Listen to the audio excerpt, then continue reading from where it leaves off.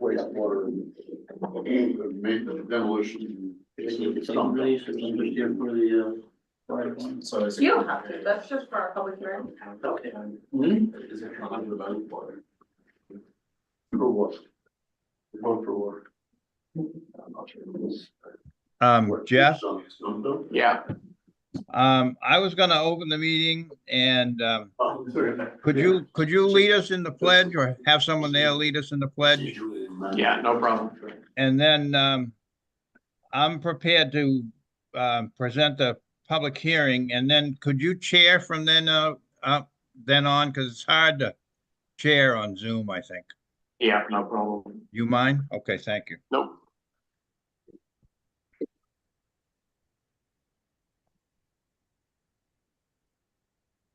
Got a minute.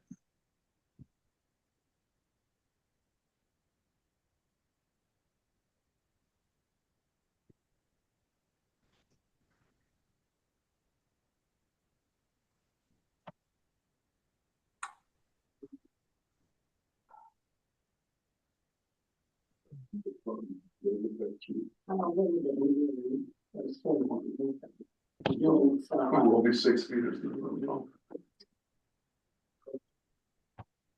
Tell me when you're ready, Hannah. We're all set. Okay, I'm hearing, quite a few voices. Oh, that's Penny. Okay, I'm gonna call this meeting of the South Thompson Select Board of January 14th to order at 6 p.m. Jeff, would you lead us in the pledge? I don't have a flag here.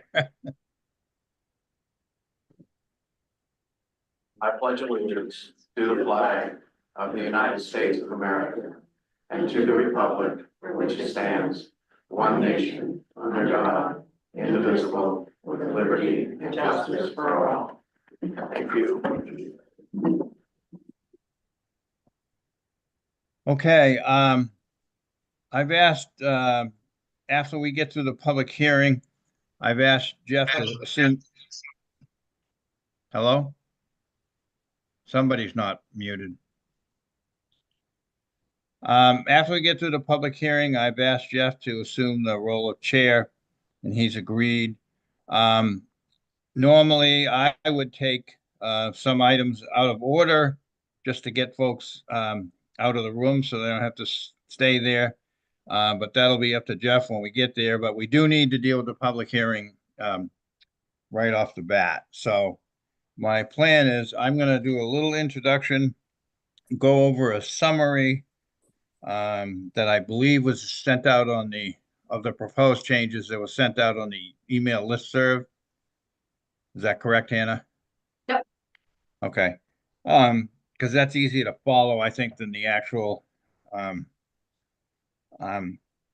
manual changes itself. But basically, a brief explanation as to why these amendments are being proposed is the town, Phil, who's our Beryl, who's our kind of operator, if you will, for lack of a better word, supervises Dana, the attendant, brought to my attention a while ago that our tonnage has been increasing rapidly, the tonnage that's deposited out back.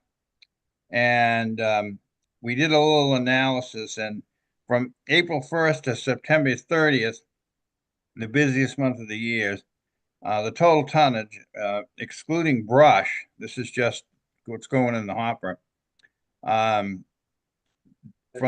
jumped from 164 tons to 246 tons in the course of 1 year from 23 to 24. That's nearly a 50% increase. And personnel associated with the facilities operation, Phil, Dana, Jimmy Callick, whose staff does some of the work out there, and just my own observations, I'm out there quite a bit,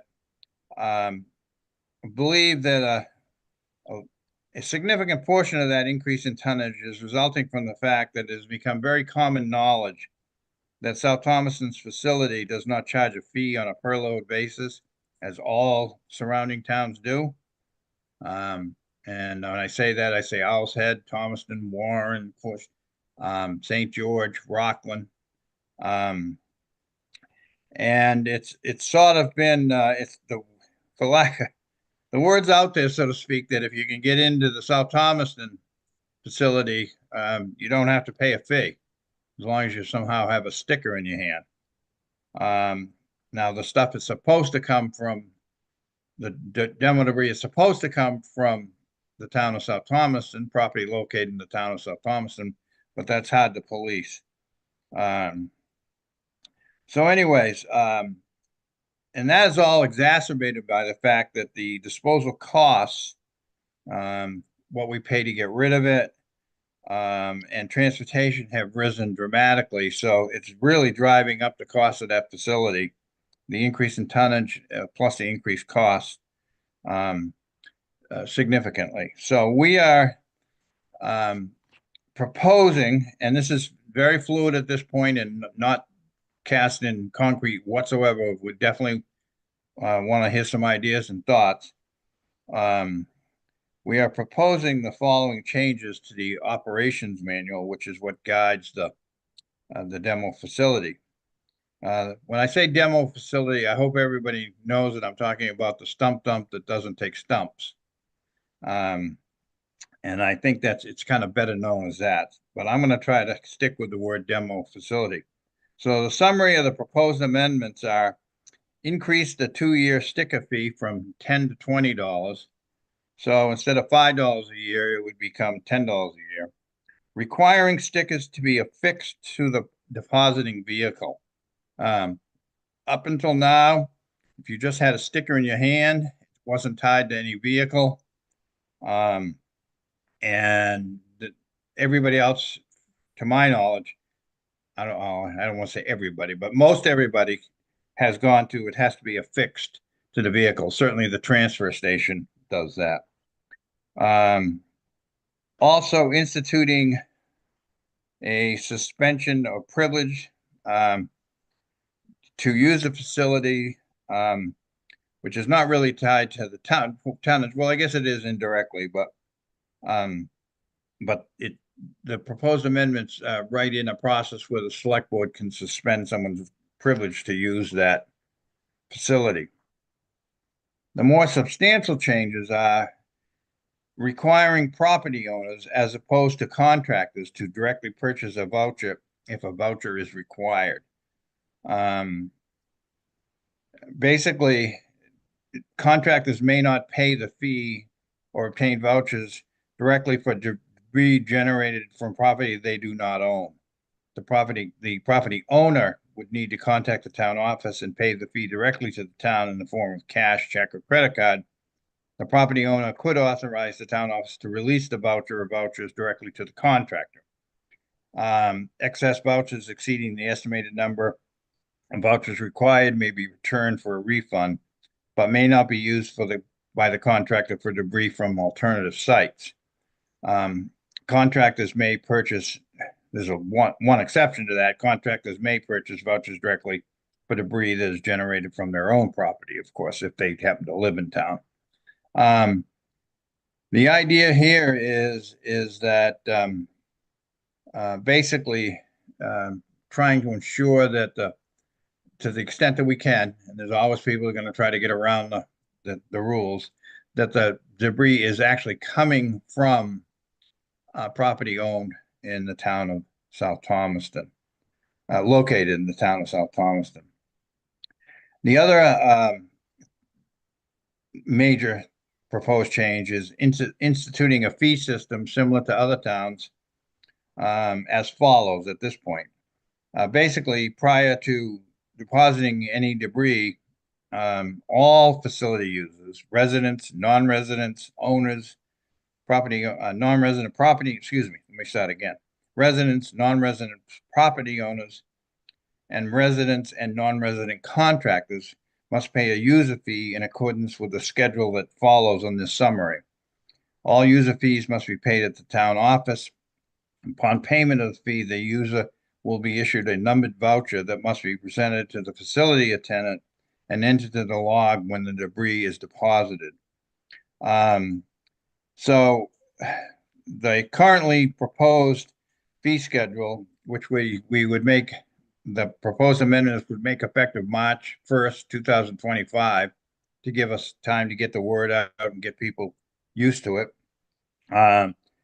Would be 0 for a small amount transported by car or SUV. A pickup truck would be $15, although if it was loaded half or less, it would be $10. A one axle trailer, 8 foot or less, would be $25, half or less loaded, $15. A one axle trailer greater than 8 feet, $30, half load or less, $20. A two axle trailer, $40, half or load less, $25. A 1 ton truck, $30, again, half or less load, $20. And a single axle dump truck, $40, with a half or less load, $25. Additionally, fees that we would also apply above and beyond those fees for certain items that take up a lot of room and are difficult to compact, and that includes mattresses, box springs, stuffed chairs, and other furniture and rope. Would be an additional fee of $10. Vehicles larger than the ones that I listed would not be accepted. In other words, we're not having people come in with triaxle dump trucks that would load up the container in one dump. We are proposing to somewhat make this easier on some of the regular contractors, instituting what we're calling a contractor in good standing system. And that would be for a fee of $1,000 a year. A contractor could purchase if he qualifies otherwise, could purchase a good standing declaration, and he or she would be able to dump loads without paying the fee on a per trip basis, and then the loads could be mixed. So in other words, under the other system, technically the loads couldn't be mixed. They would have to come from one property. So this would allow loads to come from 2 or 3 properties if a contractor was working on 2 or 3 properties. Again, they would have to come from the properties would have to be located in the town of South Thomaston, which is currently the case, or it should be. And so there would be other standards that would be applied, including contractors that consistently comply with the requirements set forth and are cooperative, completely fill out the log sheet accurately, and so on and so forth. The annual fees must be paid in advance, but they could be paid quarterly. In other words, $250 per quarter, and no refunds would be granted. So that's the major, that's the summary of the maze. Some other little minor updates in there, but that's the summary of the proposed major changes that we're talking about instituting on March 1st. And the purpose of this meeting is, when we tried to get the word out, is to try to solicit comments. Because be honest with you, we sat down, kicked this around several times. There's no easy solutions here. With that, I'd like to open it up to questions. And if Jeff, you could probably moderate this better than I could, because I can't see the audience. Any questions? More. Can you hear me? Couple of questions. One,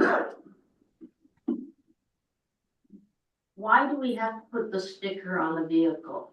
For the last 44 years, we haven't done that. We don't use the stub dump like twice in 2 years, but I don't want to have another sticker on my car. And then when I read the regulations, it said stick it on the windshield or some other window. So there wasn't a consistency there in your manual of where you want the sticker. And yes, we own 3 cars, and so depending on what car I want to get dirty with the stuff I'm gonna take to the stump dump is the car that we're gonna use. And so we fill the log out, we do all the things that are problematic, that it sounds like that's why you're issuing them. So that's my first question. My second question is, our property taxes pay for the stump dump, so I see this as a double fee, double taxation. But I definitely understand you have people abusing the system, so that means that can one attendant make sure that, you know, he's really good about checking people in, but he's had issues with some people. Is he going to be able to do all this as one person, or are you going to have to add someone else to help him? But the main part of that question is, I see it as double taxation. My property taxes, which I have high ones, pay for this as with the other dump, the transfer station. And the fees keep going up. Ours aren't so much for stump dump, but the transfer station, which I know we're not talking about, are really high.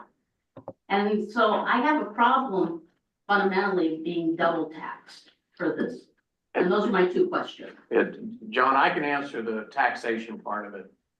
Yeah, I'll chime in on that too. And the first question is obvious, because one of the reasons that we're getting people using the facility is we've been told they're passing stickers around. But anyways, go ahead, On Jeff. good authority, right? Yeah. So the dual taxation, it's not dual taxation. For services like garbage, there's 2 ways of doing it. You tax everybody in the town for the whole cost of it, or you only charge a fee, a user fee, to the people who use it. So every town is wrestling with this. Do I tax everybody? It's just like school. It's just like almost everything we get taxed for. Do I tax everybody equally, even if they don't use it? Or do I charge a fee for the people who use it? Or more of a fee for people who use it? If you don't charge these fees, your taxes will be higher. So you're not getting dual taxed. It's just how you're getting taxed and who's getting taxed.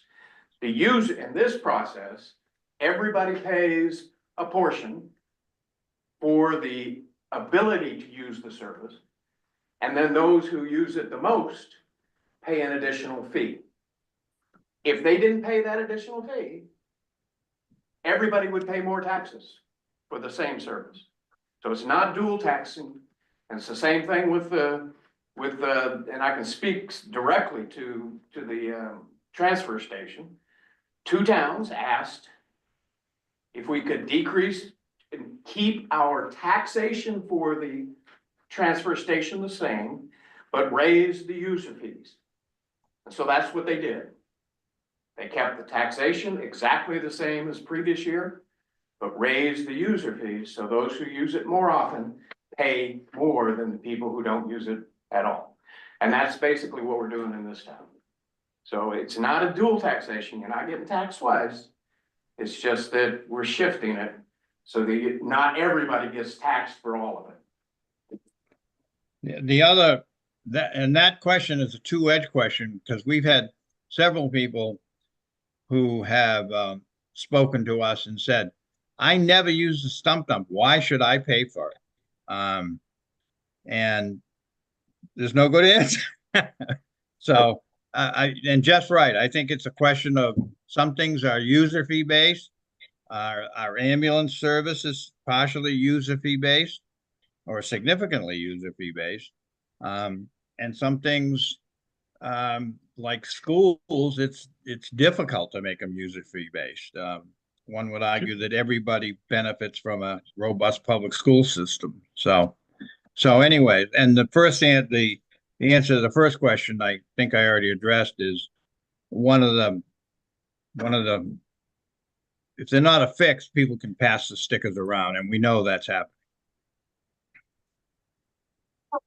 I had a couple. Can you state your name, please? Yeah, sorry, Angela Monroe. So I had a couple questions, and I don't know if we were gonna take comments separate, but I had a couple comments in addition to a couple questions. So first question is whether there's been, well, make sure I understand. So for contractors, they would pay in good standing, assuming they play by the rules, they would pay $1,000 and they could dump as much as they wanted for that $1,000 within the period of the year. Is that correct? Correct. And has Well, there been there are some limitations Right. that are already built in there on, and it's more of a amount over time. I don't have it right off the tip of my tongue, but there are some limitations. But in general, yes.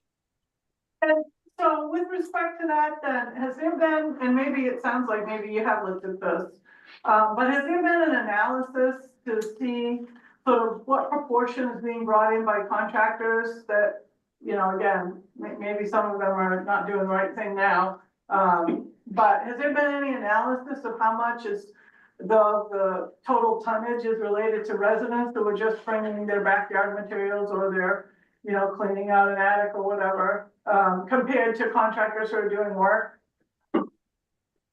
I would say there has not been an analysis. I think anecdotally, the thinking is that if you just stand out there for a day, a busy day, and watch it, it's well over probably 70% is contractors.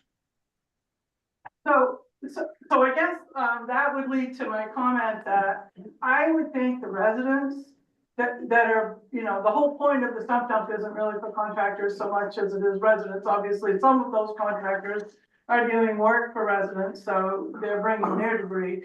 But since it's primarily, I assumed, aimed to help the residents, that there ought to, at least as a minimum, be a number of free dumps that you get, that you don't have to pay if you're a resident of the town. It just seems like, And you do, as long as you have a sticker. well, I didn't read it well, maybe I'm misunderstanding. I didn't read it that way. I thought if you bring your SUV, which, to be honest, I don't think I've ever had material that was so small that I could fit it in my car that I brought to the stump dump. I think those are the loads that I stick in a contractor bag and take to the transfer station. So when I come to the stump dump, I'm bringing a truck generally, or a small trailer. I'm trying, so I didn't read this to say that the residents who have a dump sticker get any free, but maybe I'm reading it wrong. Small amount transported by car. Okay, Yeah, and if you bring a and- pickup truck. Not big And enough. several people do that. That happens a lot, particularly with brush, grass clippings, so on and so forth. Carry it in the back. I'm not gonna be one of those people.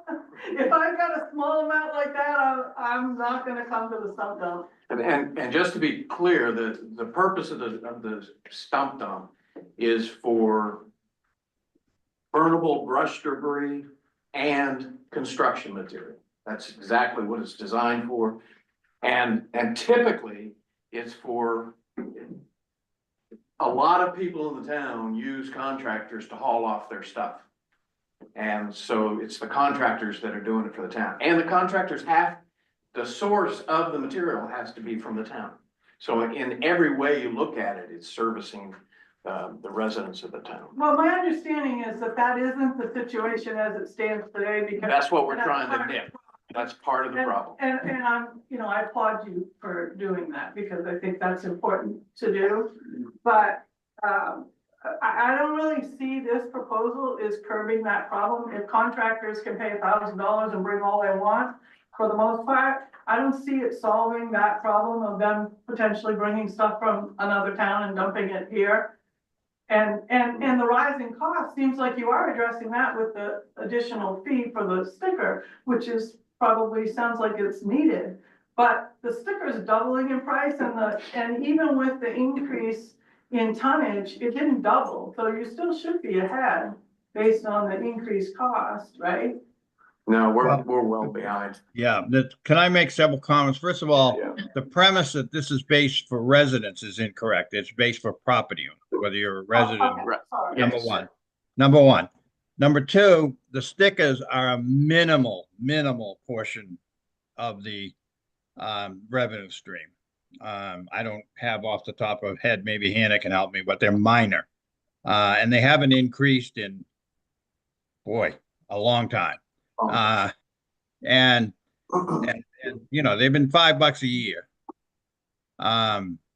So the other, you had so many points in there, I can't remember them all. But yeah, I forgot the other thing I was going to say. I guess I got to have people ask one question at a time. But I've only got two more things I'd say, and then I'll shut up and let somebody else talk. You know, the other thing I would say is, you know, the half load idea, I get the point of it, and I think it's, you know, well intended. I worry about Dana out there having to argue with everybody about whether they have a half a load or a full load. It doesn't get argued at Dana's level, it gets argued here. But isn't he gonna have to take the voucher? He takes the voucher, So they're gonna come up and go, here's a half a voucher. right? And he's gonna go, you got a whole pickup truck load there. And they're gonna argue, I assume. Like if they buy the voucher Thursday for Saturday. Yeah, that is a Yeah. That is a And point of possible error. So that really leads to my last, I promise, probably, maybe, thought, that, I think maybe this is a big issue that affects a lot of people, and I'm gonna say maybe it would benefit from having like a stakeholder group or a small committee to a little bit more. I know you guys have probably thought a lot about it and are sick to death of thinking about it, but it seems like. Well, that's what we did. We had a stakeholder group Okay, and a small committee get together to rewrite this. That's how it came about. okay, I was unaware of that, but that's not surprising. well, and the other thing on the half load, that wasn't in the original version. But it just, when talking it through with this working group that we put together to look at this, it just seemed difficult to, someone comes in with a pickup truck and they have, I don't know, maybe a quarter of the pickup truck is full and you charge them the full load. That certainly would be administratively the easiest way to do it. And if folks are in favor of that, I would switch back to that in a second. But I think we were trying to save people some money by, you know, doing that. And I don't disagree that there will be some difficulty administering that. Although, having said that, most people that are out there, come out there, most people, I'm going to say 85% are very cooperative. Certainly 80%.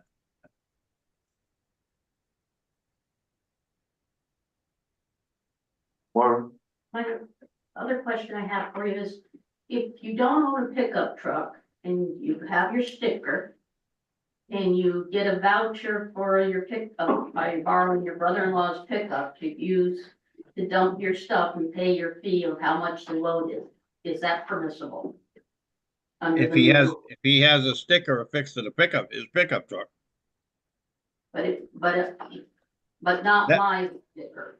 I mean, Because I don't have that's the part of the availability issue of too. the- That's part of the issue too here. We have people who are, in essence, he's a contractor at that point, a contractor who's, you know, that vehicle is, and that's the problem. That's one of the problems is that, you know, I'm doing this for my uncle for nothing. So there's no good way around that. Jeff, just so you know, Irv has had his hand up about 15 times. I don't know if you've seen it. They don't want to hear from me. Yeah, no, go ahead, or, Can you hear me? yeah. Okay. What's the difference between, one question I got, you got the demo stuff and you got the brush and the grass. Maybe the brush and the grass should be left out of this, because that's what probably most people use. And I'm sure that I know you guys are hauling the brush now, but to me, that's something that could be disposed of another way, other than hauling it off. You Well, know? we are working on that. Terry Baines, in her spare time, is actually working on trying to get us a composting area for grass, leaves, potted plants, you know, those types of things. Not wood, but reedy. I don't know what you call them, that will compost. A lot of towns are doing that. Owl's doing it. St. George is doing that. There's some paperwork hoops we got to jump through. But that's not a huge amount of the tonnage. The other problem we got is we are trying to find a way to not burn because DEP has come down and really is discouraging us from burning. And basically, they have indicated that if we are gonna continue to burn, we're gonna have to pay for the fire department to be out there until the fire is completely out. And if you put the fire out with water, that leaves a mess if you don't let it burn as much as it can. And that's going to get very expensive if we can even get anybody to do it. I'll tell you, I've been out there at midnight. It's not the nicest place to be, but so we did try a couple of loads of crushing the brush, loading it as it is into big roll-off bins. It's cheaper than the demo debris, and we do it basically on site. The truck comes down, they load it. It's called a live load. The truck driver stays right there, and he takes it right to the place where it's chopped up. We tried accumulating enough brush to have someone come in and chop it up, but the cost of mobilization for having someone to come down here and do that is expensive. So you have to accumulate. The pile has to be huge, small by their standards, but huge by our standards, to make that economically feasible. We're gonna try next week another thing to see if it works, where we actually would come in with a rig that's mounted on a backhoe and chop it up right on site there, and then either letting people take some of it if they want some, and or hauling that off. But it would be much more compactable if it was chopped up. Even with a strong excavator pushing down really hard, that brush is springy, and it's hard to get a lot of tonnage, even in a huge 50-yard roll-off bin. I mean, That's not right. Yeah, That's not right. you're hauling a lot of air is what it boils down to. Okay, So- and my other thing is on the one quick thing, the pickup trucks with the brush and the yard debris, I think that should be eliminated as well for a charge. I mean, if What you do you got, mean? I'm saying any kind of brush that you rake up your yard, you cut a few branches around your driveway or whatever you do around your property, you put it in a pickup truck, you bring it up, put it on the stump dump. I think it's a lot more practical than trying to squeeze a little bit into your car, like the lady said. It's just not practical to put brush in your car. So I would leave the pickup trucks for the brush, and I would take the whole brush mix out of it. I think that would solve a great deal of your problems. I know you got to get rid of the plaster and the shingles and all that kind of stuff, and it's kind of a different animal because that does have to be hauled away. But I think the brush and the grass can be dealt with much cheaper than probably what you're trying to do now. Well, if we get the composting area, the grass won't be an issue because there won't be any charge for that. Right. Or at least that's the thought. Yeah, limbs that come down, that may be branches a come down, that may be a good that may be a good point to not charge for a pickup load or less for brush. That may solve a lot of I think it would. issues out there because a lot of people do come in there with like a half load of brush. So that's actually I wrote that one down. That's a good thought.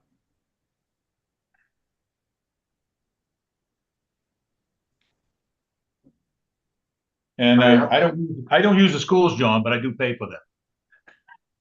Oh, I know. So what I'm saying is the same thing here. I'm paying for the stump dump, and everybody's paying for it. So I think that we got to kind of come to a happy medium here. Yeah. I know you got to get some money, but Yeah, but there's a difference. When I have a doctor operate on my heart, I want to know he's well educated. I agree. Yeah.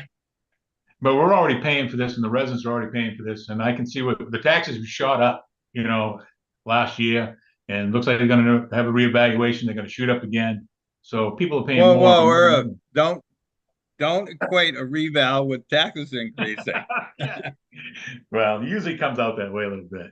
For some anyway, people, okay, go ahead. I I'll let can't you see, go. I I'll can't let see. somebody if else there's ask questions. Anybody else?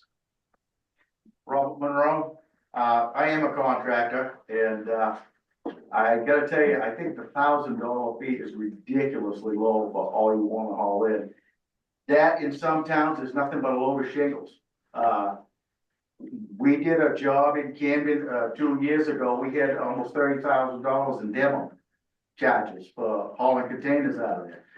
That just seems extremely low to me. I would think to, have them pay by the load like everybody else would be far more practical. The only, other comment I've got is I am a resident of the town and a contractor, and I take care of my own home and I take care of another house down on Waterman's Beach. And, this whole thing where the owner has to buy the ticket, it's like, I mean, if I've got some vouchers in my truck and I'm hauling from Waterman's Beach, and it's a Saturday and they're in California and I've got to try to get them to buy one, I can't use the voucher I've already got in my truck, it just seems goofy.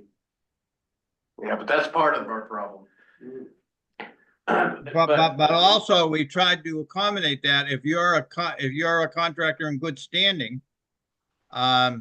you wouldn't need to have the voucher that day. You'll have it. I'll tell you, every county, every contract, the county's gonna wanna be a contractor in good standing with that deal. That's ridiculously low. Amen. That is absurdly low. Well, I'm glad to hear that because I was thinking that it was low myself. We can always increase it. Yeah, well. Yeah, because we did One roof, you run up $1,000. we did some math and we basically kind of figured out, well, it's roughly one or load a week or something like that. But I personally think a lot of contractors are in there more than that. And again, I'm not there all the time, but I'm there quite a bit. I'm in and out. So, but anyways, but thank you for the support. I think we need to do something because it's just not right that people are bringing, stuff's coming in from Warren. We've had someone follow someone all the way from a job site just accidentally, all the way from Warren to the stump dump with a pickup truck load full and now it wasn't an employee, couldn't do anything about it, but anyways, okay. Do stickers have a number on them though? I mean, can't we track who is doing this from the number on the sticker? Yeah, Can't the track stickers, where they got it from though. Yes. He writes my number down every time I dump something. yeah, And your wife's. right, but we don't know where the stuff came from. And I have to sign it. But we So don't how know, are they mysteriously hauling stuff in? but we don't know where it came from. See, they could go to Warren and fill up a truck and bring it here and they might have a dump sticker here. Oh, I understand that. So that's why they want the voucher with the address and the name of the person in the town that you're hauling for. Right, what I was hearing earlier though is that they were swapping stickers and this was the problem. Yeah, Well, that's they do. two different problems. They do. But both of those are happening. But I mean, the sticker is assigned to a person, is all I'm saying, so if they swap it, we should know. Well, yeah, but so I agree. I wouldn't disagree in a perfect world, but it gets busy out there. Somebody's dumping before Dana has a chance to get back down there. Well, Dana doesn't have a database of stickers and owners either. No, there. but yeah, that's true.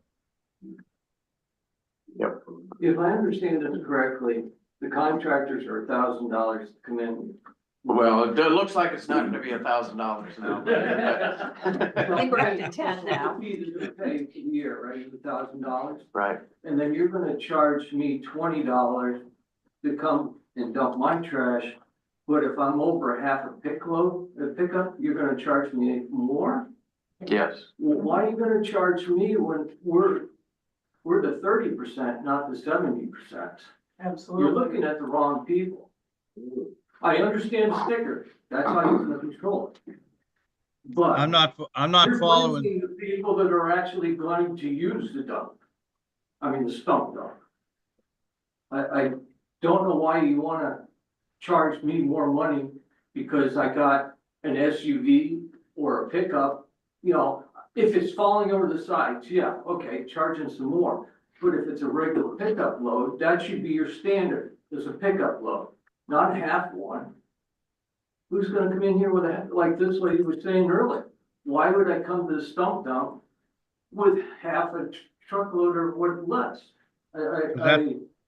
Because that's all you have. Yeah. No, That's all you have. you're taking it the other way. It's a waste of my time to go to the dump with a half a truckload. I'm gonna wait 2 more weeks and have a full pickup load. You're looking at it wrong. And the other thing is, people are just gonna throw all this stuff all over their yard and their neighbors. You know, you gotta look at it the way it should be.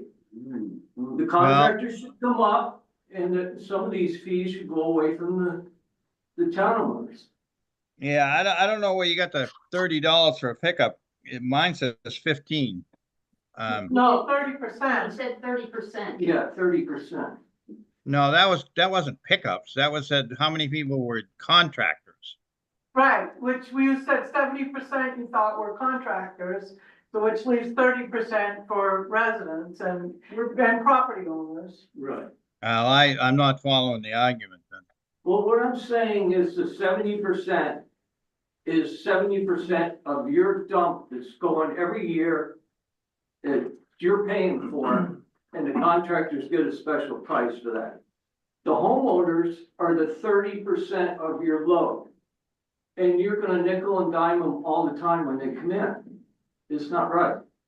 Well, that's one of the reasons why the 1,000 may be too low. That's right. Yeah. The other thing that's going to happen is when you come up to the stump dump, the contractor's gonna zoom around you all the time. Now you gotta wait when you go up to dump your stuff because all these contractors have gone around you because they pay $1,000. They don't have to, you know, talk about how much they're gonna pay extra and everything else. No. You gotta have a voucher before you. Yeah. Everybody has it that well. Huh? Yeah, You got a voucher. theoretically. You don't pay at the stump dump. Have to get a voucher at the town office. But the contractors don't need to get vouchers, right? They don't pay Yes. per load, They- do No, they would have to get vouchers and pay per load unless they're a contractor in good standing and pay this $10,000 fee. Only kidding. Here's the bottom line. The cost of moving trash is skyrocketing. So the expense to the town has already gone up. It's already up there. We know. Okay, so we have to make up the difference somewhere. We either do it through taxing everybody or we do it through some user fees. And right now, we're the only town that doesn't charge a fee for what you done. But it's not fair the way you're doing it. So what is happening is, because we don't charge, then all the towns who do charge, their stuff is coming here, You bet. which is increasing our costs. So we've got to come up with a solution somewhere, Charge the contractor. It's not just contractors though. but it's not, it's There are not just- people who Yeah. know people live in another town that they'll say, oh, I don't have to pay in my town, throw it in my truck. And I'll take it over there for you. It happens all the time. And remember, the contractors are working for somebody in the town. So that cost gets passed to the people, the residents of the town anyway. Property So owners. we're not charging this big highfalutin rich contractor, we're charging the individual in the town. We're just making it easier for contractors to be able to get through the process.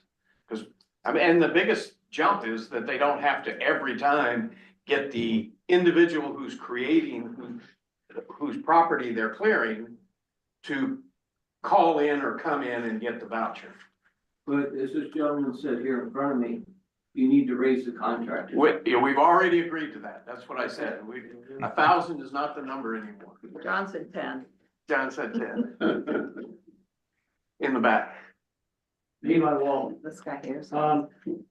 Pickup trucks vary quite a bit in size. Have you looked into something that's a little fairer? No. I mean, So- obviously, in an ideal world, the scale would be great, but what are they, $250,000? Uh, Well, um, yeah, I've already I thought mean, of that.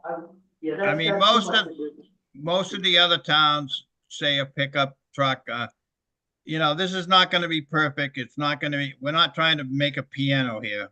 Um, we're trying to get, a rough system in place that will transfer some of the costs from the taxpayer who never uses the facility to those who do.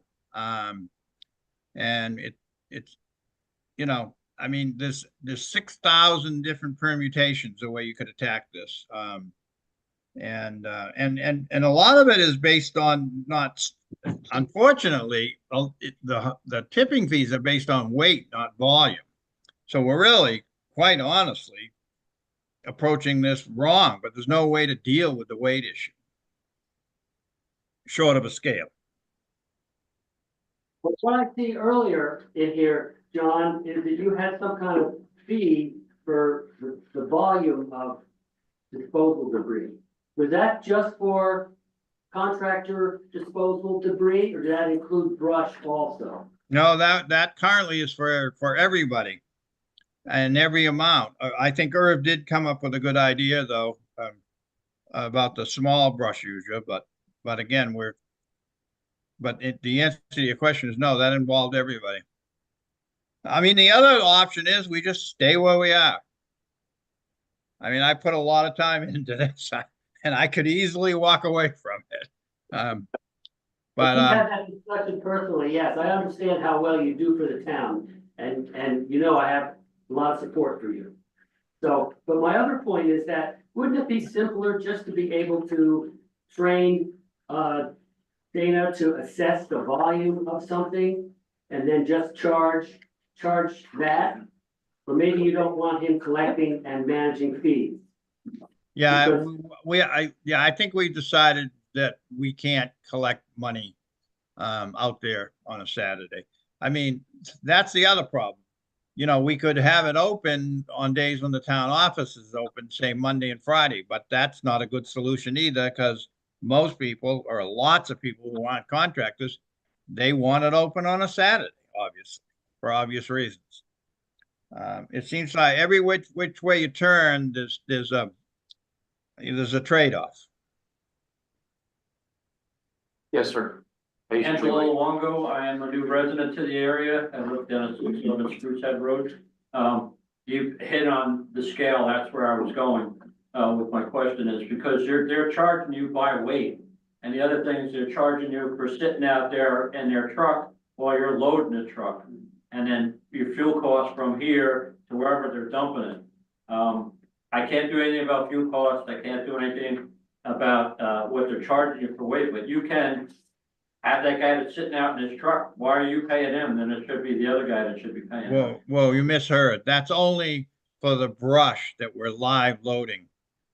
You got to arrange the demo cans sit there. We empty them out when they're full as best we can. We tamp them down with a excavator or a backhoe. The driver's not sitting there for that. We did try a couple of times an experiment to see how, if we didn't burn the brush, if we moved it, and the cheapest way to do that was, because you have to line up the excavator to be there at the same time that the can is there, the container. Because if the container is there 2 days, you pay for it for 2 days. So the cheapest way to do that was to just live load it with the driver there, and it takes maybe an hour and a half, 2 hours at the most, and it's a lot cheaper than making 2 trips. How about renting a wood chipper or buying a wood chipper and that's how have somebody do that? That's a possibility, although you probably wouldn't be able to use a chipper. The stuff that comes in there is pretty rough. It would have to be when they come down, they use what's known as a shredder, because there's a lot of stuff in there that's gets a lot of dirt in it, and it's a mixed bag. But that's a possibility. But that involves purchasing capital equipment, maintaining capital equipment, and hiring staff to do it. So we have trouble hiring staff to do about anything. I mean, but that certainly is a possibility, but that only attacks the brush issue. Thank you. Any more? I think we're exhausted. I don't see any hands up on the screen either. Oh, yeah, okay, go ahead. Is that to me? Yeah, Paul DiMaggio. Yeah. Can you buy because we're not up during the weekdays, can you buy vouchers as a resident in advance or non-resident? A summer complaint, can you buy vouchers in advance so you can use them on the weekends? Yes. Okay, like a contractor does as well. Yeah, and then you could give it, oh, you mean for you to personally use? Yeah. Yeah, sure. Yeah. You just keep them at home to use when you need them. Yeah. Okay. Yeah, they may have I'd have to check with Phil. I mean, they may have a expiration date of 2 years or something. I don't know, but so I wouldn't hoard them. No, I hear you. Yeah. That would make it easier. Yeah. Yeah. I just want to say this has been very helpful to me. I was hoping to get some good feedback here because this is a complicated issue, and it seems no matter which road you turn down, you create another complication, or there's an obstacle, or there's a good reason not to do this. So this has been very, very helpful to me to hear all this.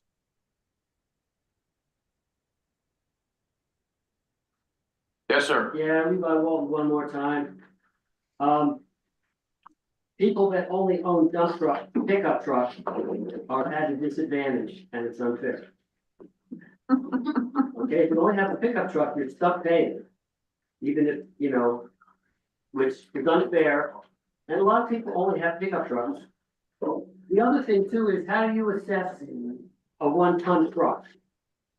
Does it have something to do with the length of the wheelbase? Does it have dual wheels in the back? How high is the body? How large is the body? Because ton trucks, you can put almost any size body on it. You can have a 3-yard body or a 12-yard body. And how are you gonna delineate what's fair as far as payment goes for a half load or less, or a full load if it's over half but not quite? Or is that a judgment call? What do you think? Right now, I'd probably say it's a judgment call for Phil to, Okay. and it specifically says that it's based on his judgment. And his Yeah, but ruling that's is, and that is his a ruling is final. that is a problem on Saturdays. I personally anticipate that's not going to be a huge. I think most people will work it out with Dana, and they'll be fair. But I'm an optimist about human nature. I don't know why I continue to remain that way, but I am. But no, I agree. I mean, there's no good way to do this. And we kind of lifted it from what the other towns do, and they're doing it very similar. And I'd be willing to talk with anybody individually, Levi, you in particular. But my understanding is, unless things have changed in the truck world, that a lot of trucks are 1/2 ton or 3/4 ton or 1 ton, and I think most people would be honest about it. But so. Herb's got his hand up. Herb's gonna handle it. Herb again? One more.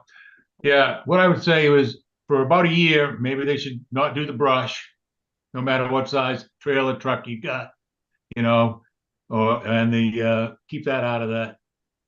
And see how it goes cost wise. I know you gotta charge for the hopper more, so that's more transfer. I don't know what it costs, but I'm sure it's more expensive. But to me, that would be a happy medium.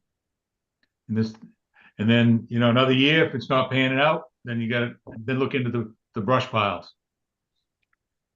Yeah, that might be a good idea, given that we're sort of in a transition stage with the brush, trying to figure out the best way to deal with it moving forward. And I don't think we've really hit upon that yet. So, another good idea, I think, personally.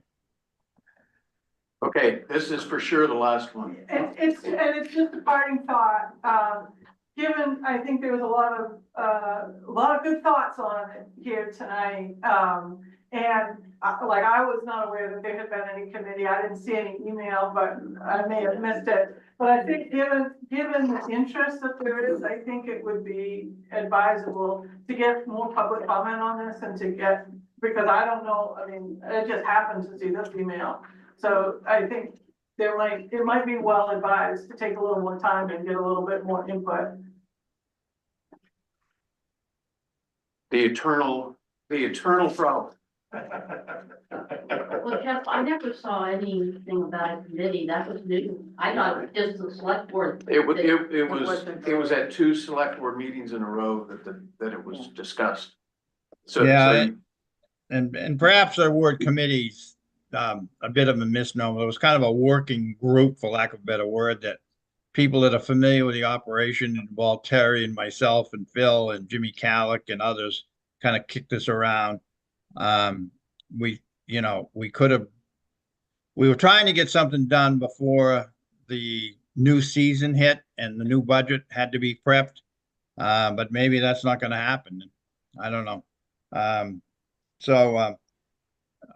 And we talked to a few other people too. I can't remember who else. I reached out to them and tried to kick it around. So I think the word committee in a formal sense is probably somewhat of a misnomer. Well, you said a working group. Yeah.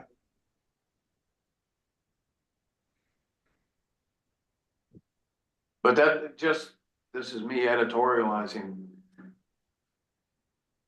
Getting the word out on what is going on in the town has always been an issue. And it will always continue to be an issue.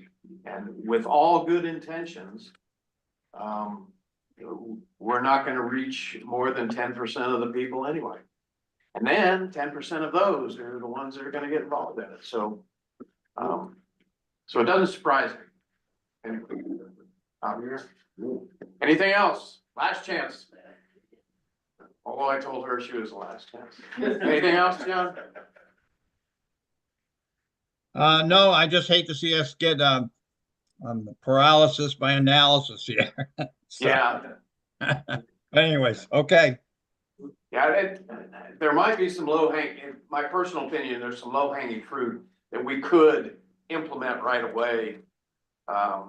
Because if we go into this next year without some kind of an additional revenue stream for it, it's gonna be a huge increase in the cost to the taxpayers, so. My opinion. Well, if we base it on the tonnage that's happening, you're correct. Yep. Okay. All right, so you wanna close the public hearing? Yes, I'll close the public hearing and Jeff, you're going to assume the chair. Yep. Okay. Thank you, So everybody. Adjustments to the agenda. Does anybody have any changes? What? So for consider new hire for Jackie Porter, Yeah. John, can you hear me? No, there's too much talking going on. Okay, I'll wait. Can we get him to take it outside? They're heading outside as we speak, as they speak. So for the new hire Jackie Porter for the ambulance service, that did not work out. So I'd like to strike her off the list. What was the name? Jackie Porter. It's. Okay, that was on the agenda? Yeah. Yes. Yeah, okay. And then I'll add a new hire, John Burchett, for the ambulance service as a driver and also part of the fire department. What do you mean part of the fire department? To be on the fire department. On both, okay. Yeah, to be on both, but as a driver for EMS. Okay, any other adjustments? John, you got anything else? I don't have any. Can you believe that? Holy moly. I was right. Can you hear me? Yes. This is Yeah. so, I would just like to withdraw old business A, updates on the forest preserve. It turns out we're not ready. Okay, We Thank like you. those adjustments. that's right. All right, so I think what I'd like to do is take, the hires, consider new hires, so what was G and H. Take those up first without any objections. No objections from me. Okay. So we're moving to And- G. Is that Yeah, correct? Okay. right. Yes. And Cliff, are you ready to talk to both hires? Yep, Okay. yeah. So, I don't see the chief here, so he asked me to introduce, the new hires.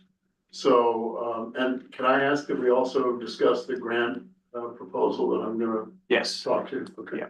So new hires, Angelo Longo, has been, and John Pritchett have both been, approved by the officers of the fire department to join the fire department. You heard that John's gonna be also a driver with, the ambulance service. Angelo has long experience in volunteer fire departments in other cities, moved here about a year ago and through gentle persuasion and, application of force, he was, encouraged to join the fire department, and we were very happy to present him to you. Okay, so, Angelo, you wanna go first? Sure. Just real briefly on, Yeah, my name's Angelo Longo. I'm originally from a town called New City, New York, in Rockland County, New York. So I moved from one Rockland to another Rockland. I'm here with my wife Lynn. She's in the hotel business and she's actually sitting out in Sedona, California, Arizona. So she's in the warm weather. I spent 10 years as a volunteer firefighter in the New City Fire Department, starting as a junior member at age 16. And went to the age of 26 when I first got married. Then I moved to another fire department, 60 miles away in Orange County, New York, a town called Vales Gate, which sits above, West Point Military Academy. So it's West Point, then there's Cornwall, and then there's the town of New Windsor with Vales Gate is in, and there, where I spent 15 years as a firefighter, driver, pump operator, interior firefighter, fire prevention officer and a lieutenant. And I went through a divorce, got out of the fire department. I've been out of it for 20 years because I've lived in areas where there have been paid departments, but moving here, I know you guys need the help, and I wanted to get back into it for the last 20 years. So this is my opportunity. I live right down the street, 2 miles away, and I would love to become a member of the fire department. all right, great, thank you. I Yes, sir, move- John. Whoop, sorry. I was gonna make a motion, but Okay, go ahead. I don't have Angelo's, oh, yes, I do. How do you pronounce the last name? Luongo. I move we, accept the, fire chief's recommendation and hire Angelo Luongo, as a member of the fire department. I'll second that. Okay, any further discussion? I do have a question. I noticed on one applicant, Hannah, you said they hadn't filled out an application. I guess that was the one you withdrew. Do we have do we have written applications on the other, on Angelo and the other? No, those stay with David.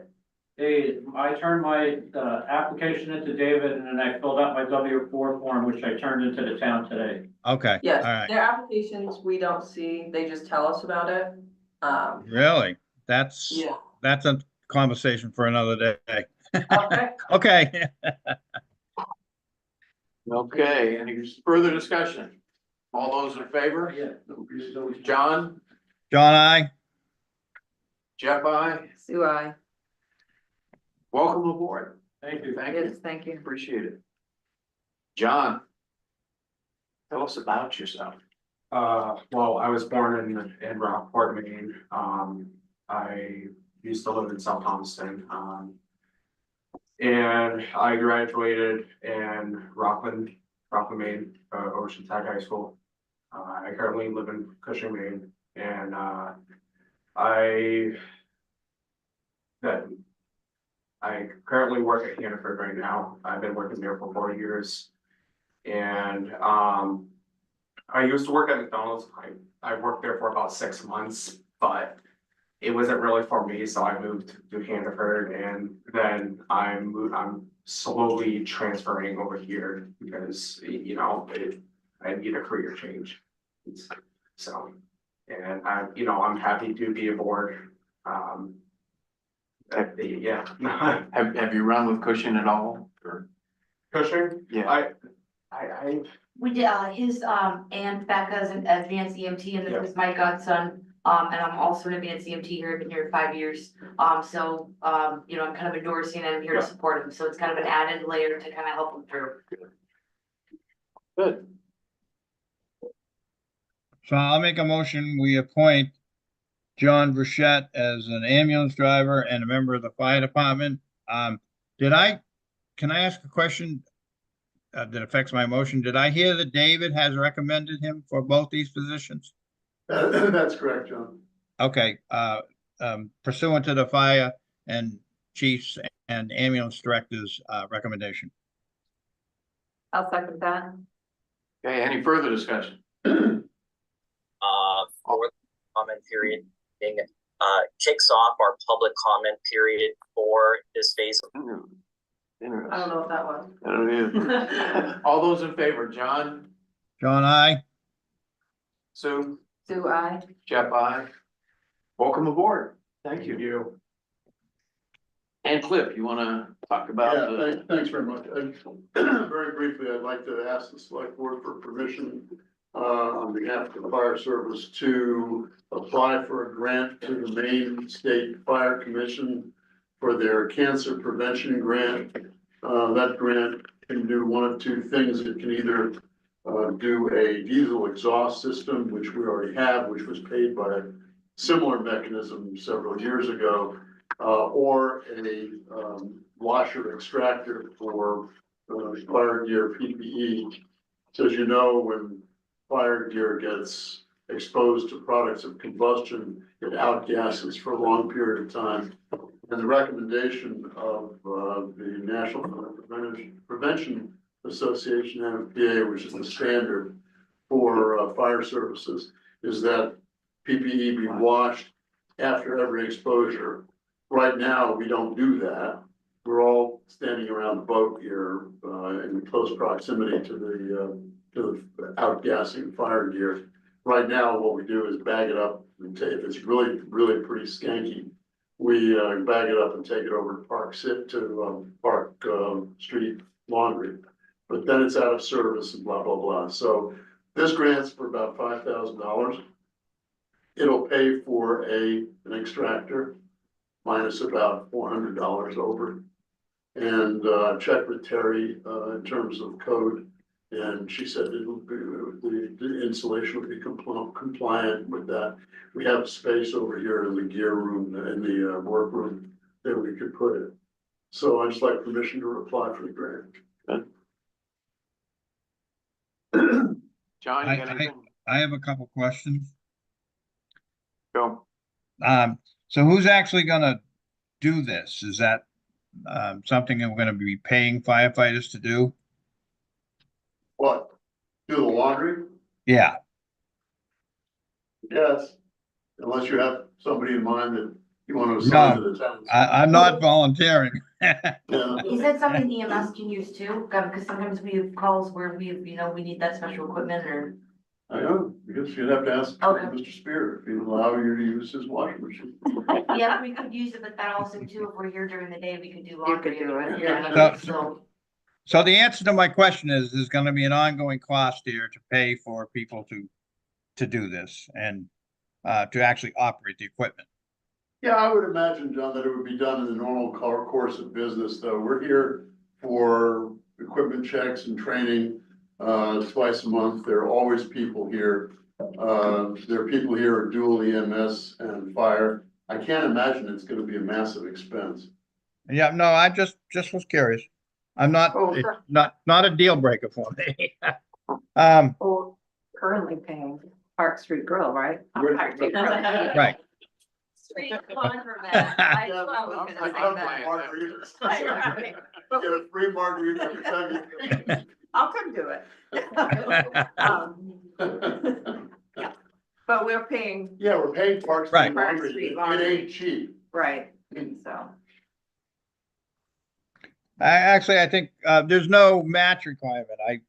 I looked through, there's a huge amount of paper associated with this that Hannah sent us, and there's no match requirement. Is that correct?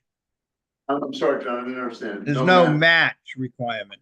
We No, don't, no, that's right, it's a Yeah. straight out. Yeah, payment. that's what I thought. Okay, that's but the it only, only pays 5,000 up to 5,000 of the cost. And the Right. cost is gonna be a little bit over that. That's right, and the Oh. chief assured me that there's money in the budget to pay for that. Okay. Which was gonna be my question, so the rest of it's coming from the chief's budget. Right. okay, I understand. So do I hear a motion? I move that we grant permission to the fire department, town to submit a grant on behalf of the fire department or whatever. Let me start over. I move that we grant the fire department permission to, submit a Maine Fire Protection Services grant, in the amount of $5,000 for, uh, it, not uniform, but, Wash machine. yeah, extraction machine. I'll second that. Okay, any further discussion? All those in favor, John, John, I. Sue, Sue, I. Jeff, I. Thank you, Cliff. Thank you. Yeah, thank you, Cliff. Sure.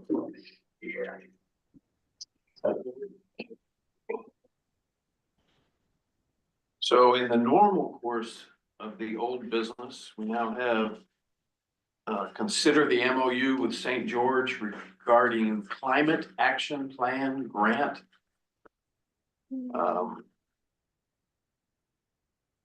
And was anybody gonna speak to this, or are we just going on off the notes on it?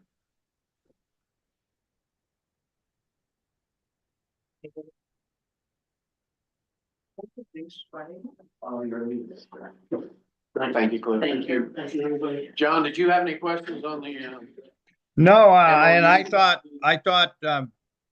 I thought it was spoken to last meeting and we simply wanted some time to look over Yeah. the paperwork and I did that and I'm fine. I'm fine with it. So I'm not sure what the motion is we're looking for. Who has to sign it? Do we authorize someone to sign it? Anna, do you know what the details are? the signature required? No, I don't know. I believe. Yeah, just the regular signature. Not seeing a signature page. Or did we just have to approve it?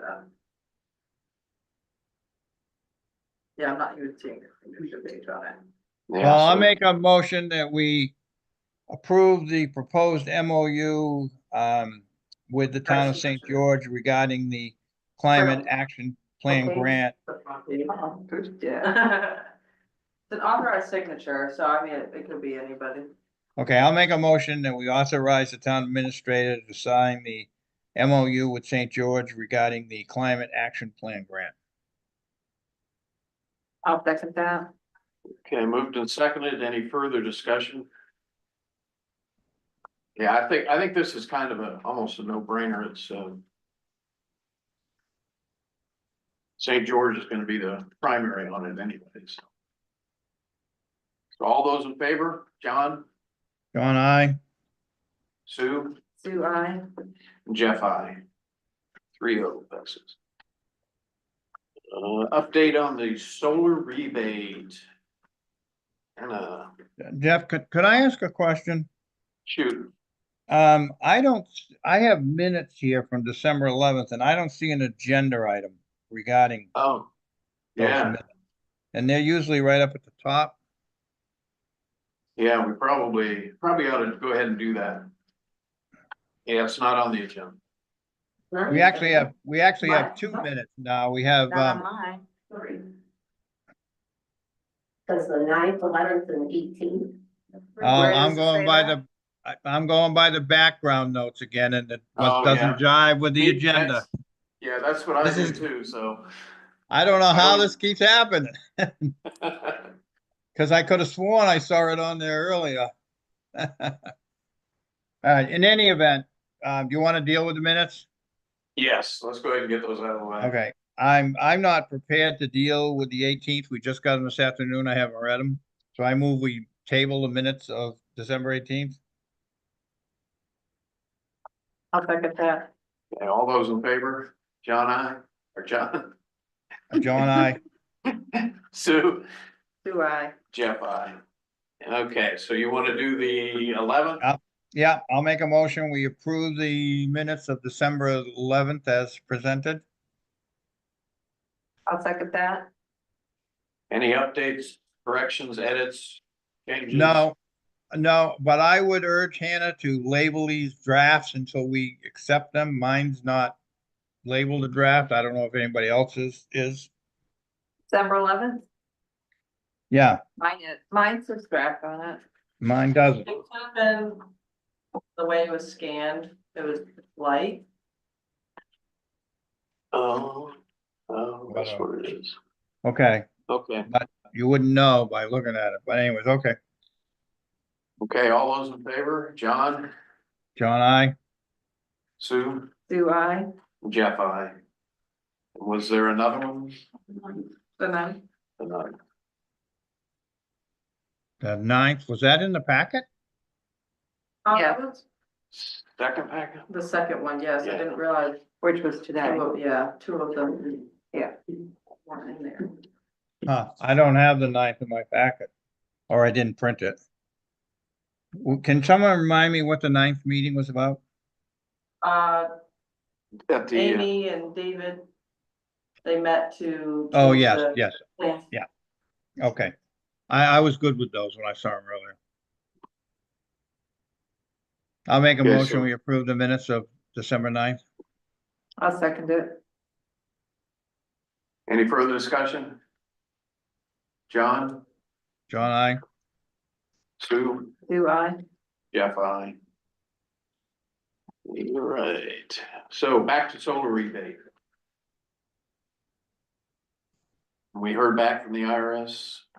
We heard back that, they saw so what I had to do was I had to make an account through the IRS and they had to look at my account of what I submitted. And they sent me a letter, what it is in the second packet, stating that if this isn't you, like, please call the IRS, but that they've seen it.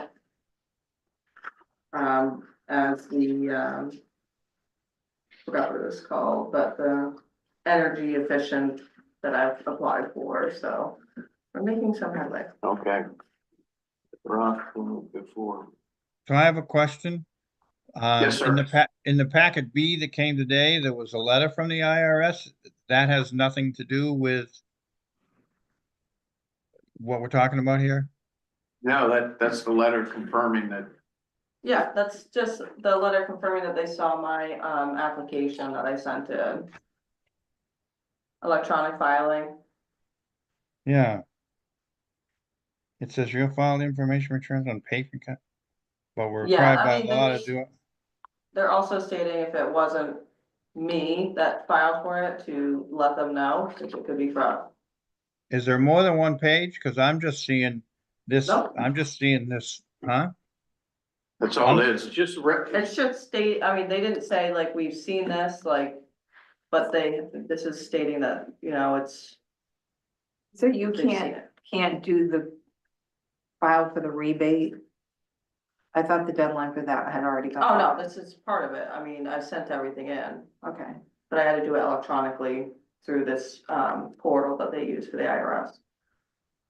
Well, I must admit, I read this totally 180 degrees differently. This read to me like a very threatening letter. It talks about penalties Yeah, I mean, Um, that's just also. and I stating, see like, nothing about the solar rebate or anything.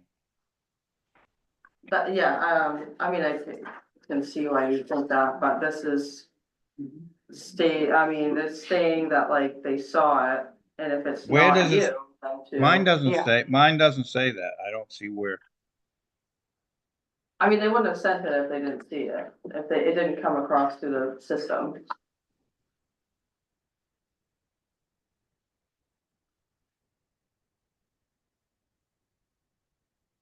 All it is acknowledgement that she established the account.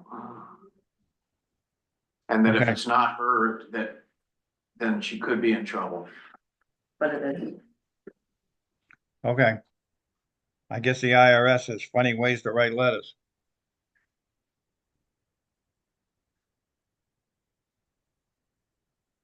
Consider the assessor agent's contract.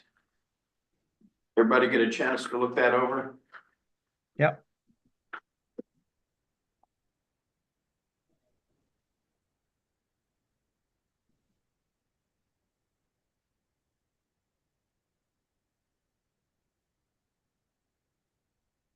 I guess.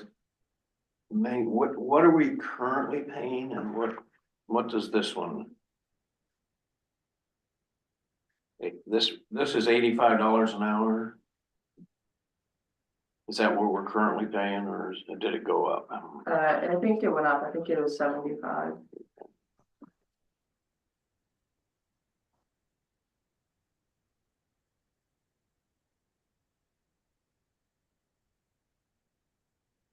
Okay, do I have a motion? I thought I had one little question and I'm having trouble putting my hands on this right at the moment. Too much paper.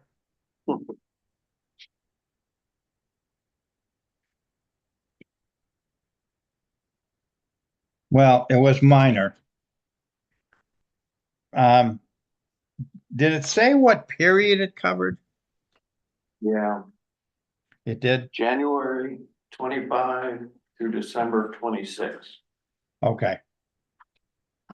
So it's a I'll make two-year contract. I'll make a motion. And the price is the same for both years? I read it. No, but No, both yeah. years, so this is Yeah. right. Yeah. Yes. Yeah, they're both 85. Yeah, that's what I thought. Okay. I read it quite a while ago, like the day after the meeting last month. So, I'll make a motion. We approve the assesses, the 2-year proposed assesses agent contract with KTM. Is that the name of his firm? Yeah. ATM. ATM. Yeah. For the period January 1, 2025 to December 30th, 2026. Is that right? December 31st, December 31st. Thank you. but the year is correct. I'll second that. It needs a signature. Do we want to authorize? Have you got this ready to be signed? I think I left it up in the office, but yeah, it's ready to be signed. Okay, then a friendly amendment to authorize the acting chair to sign it. So we can go ahead, it's just got Sure. one signature block. Yeah. Any further discussion? All those in favor, John? John, I. Sue? Sue, I. Jeff, I.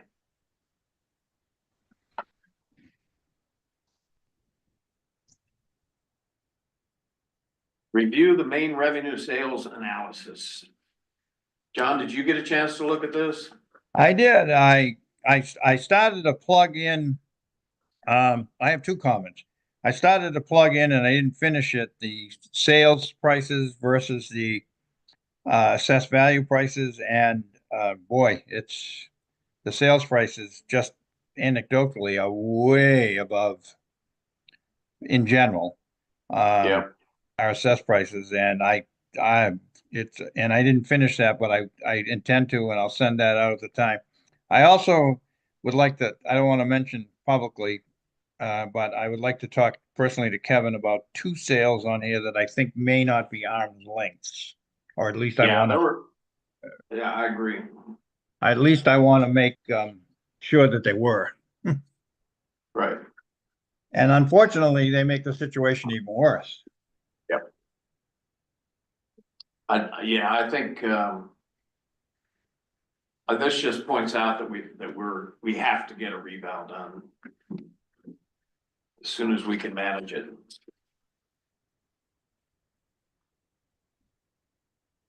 I would agree, but I think it also points out we're looking at another factor in here. Yeah, we may have to, Or, although or reducing the, I, I mean, I don't Yeah. want to jump the gun on that conclusion, but it sure yeah, appears that. we've got some time, but I think one of the reasons you can appraise or use 100% is if you're doing a revow. So we may be able to get away with it without doing another patchwork on it, but Yeah, I don't know when we have to make that decision, but I think I think it's that time of commitment, is it not? Or, yeah, it is. It's prior to commitment, but right at that time, right at that time. Yeah. I think.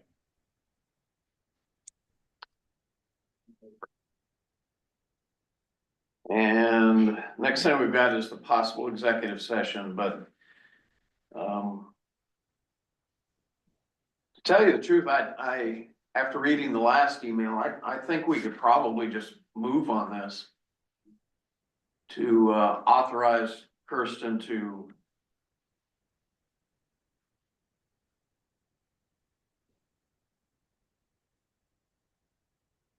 enter into an agreement for her latest recommendation. That makes sense? We were gonna talk to her, and my understanding is at the last minute, she informed us that she wasn't gonna be available except right at 6 o'clock, and of course, we had that public hearing at 6 o'clock, so.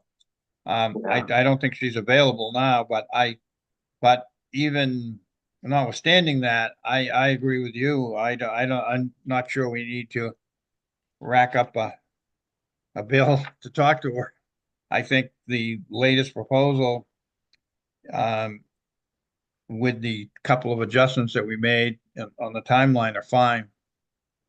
And so I would make a motion to authorize our attorney to negotiate a stipulated judgment in order between the town of South Thomaston and Sprucehead Lobster Company.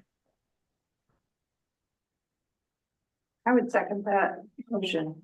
Any further discussion on that? I guess I'd just point out for the public that basically it's an attempt to get what I can see is to get the job finished and to recover our attorney's fees. Okay. All those in favor, John? John, I. Sue? Sue, I. Jeff, I. Okay, new business, email of December 17th, Maura Paddock regarding concerns with the LCCFC procedures. Moira. I think my email speaks for itself. I don't have it in front of me, but I just have concerns that every time I go to meetings, we can't get an agenda. We don't sign in. The plans that are public are not available, and you have to look at a small screen. And so those are my concerns because they are a public meeting. And then I also, back in August, brought up that the door is supposed to be locked to go downstairs to the basement and have a sign on no admittance. And as of December 3rd, that still hadn't been done, and I had mentioned it a couple of times, once in October, once in December on the 3rd to John Spears. So there was a lack of follow through there. unless something's changed, and I also asked for the fire department, the fire marshal's letter to be posted, because it's always been said that the basement was not to be used, but it's being used. And so something's changed. And then lastly, It can be used for storage. so what qualifies, anybody can go down there for storage? Staff. Yeah, they So can move, they can, So is you Cliff, can't assemble down there. Can't be used for public assembly. It can be used for storage. so so- Cliff is gonna go down and get, they were talking about it just now, earlier before the meeting started, to get water tests. I will get those for him, Okay, because he mentioned that he was go down and get. and they were trying to start the meeting. But it's not I off will get limits. those for The him. downstairs is not off limits. It just can't be used for public meetings and assembly, and it can be used for storage. And they- And that's been what it was from the very beginning. I would expand that a little bit, Jeff. My impression is it can't be used for someone to go down there and say, even if it's just one person and work for 6 hours down there. Oh, correct. My sense is it's okay for an oil burner technician or an architect who's looking at the building, someone to go kind of in, do what they need to do and come out. And it's also okay for storage in that people can bring stuff in and bring stuff out, but not to use the space. This has been my impression, to use the space. Certainly not public meetings and certainly not the public, so to speak. I mean, I think it should be someone who's sanctioned by the community center and library director, be it an oil burner technician or whomever, or Cliff, who's going in to get something and retrieve it, or that's my impression.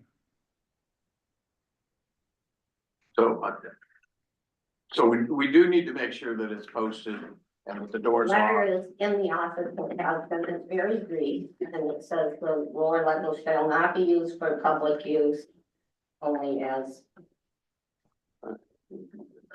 business use, which would, be the maintenance, which requires me putting salt in the system, checking the boiler.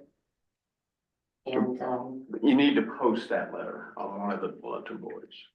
well, those are community bulletin boards, so it's on the library bulletin board. Which is in the that, office. yeah, it should be out where other people can see it. I would though. suggest post it right on the door. Staff only, and have the letter there. You're then covering all avenues. I will put it on the community board closest to the door. And the doors, John asked for it to be locked in the August meeting as well. And it's always unlocked when I go in there. Well, I did speak to John about that, but there's, limited amount of keys to that, and to have it locked, should an alarm go off, such as when the faucet let go, we need to have people be able to go down and check on things, go down and check on the boiler. It hasn't been an issue. The only one that has ever come down there without permission was Moira. And that was when she allegedly had an illegal meeting, and that did not happen. There was Kevin Bunker, the architect, and myself. And we were showing the architect the building. I didn't go down. You told me to leave, but. Well, you were halfway down and I I said, was this at the wasn't a standing. public landing, would you please But take ma'am, upstairs? That's not exactly, but it's all right. We can agree to disagree. But that meeting that day with Penny, Bunker, the architect, and also an engineer, because I told him where to go. Yeah, It was prearranged on email because Catherine told me to go at 1:30, so I would be part of that when they talked. that wasn't the public meeting that we And had the at public 3 o'clock, And the public meeting was at 3. at 3 o'clock. When I got there at 1:30, and nobody's around, and then I opened the door, because I could hear talking, and I went on the landing, went on one step, Penny said, "You can't come down here." I So I went back this out. was a public meeting. And I went back out and waited until they had the meeting. In that time, there were 3 more people of the committee that came by 2 o'clock. And then by that time, they're outside and all the people were talking on the lawn. But it was prearranged in emails, and when they sat down at the meeting, it was very clear that they already knew what was going on, but the public didn't. And the public meeting started at 3. That's a concern. But Why is that a concern? because it's a public meeting, the public should have been aware of. Not everything that is done by town employees is a public meeting. This wasn't all town employees, Jeff. You had 5 members of the committee, plus the architect and the engineer, all talking out on the lawn. And it was prearranged in emails with the committee. So that is a meeting of more than 2 people or 3 people. No, it's quorum, you need a quorum. So that was the concern. But the bigger issue is when you come in, they should, for a public meeting at the library, you have it at 3 o'clock. People that work can't go to it. There are people that have wanted to come, but they're still working at 3 o'clock. You have to ask for an agenda and, then you'll get me one, but, should give me hers. Those should be offered. I would like to point out that the meetings were held at 3 o'clock to accommodate the architect coming from Portland and to hold that meeting during his work hours. And the committee was able to make 3 o'clock work. Yeah, let's just be clear. I think you've got this vision of committees that is pretty high up there on a pedestal that doesn't exist in reality. Meetings are not always convenient for everybody in the town who could possibly want to attend. Sometimes they're going to be whenever the committee can get together, because the objective of a public committee is not to be a public committee, it is to do business for the public. So the public can attend those if it's convenient for them, but there's no real requirement to base when you do it based on the public's ability to attend. Okay?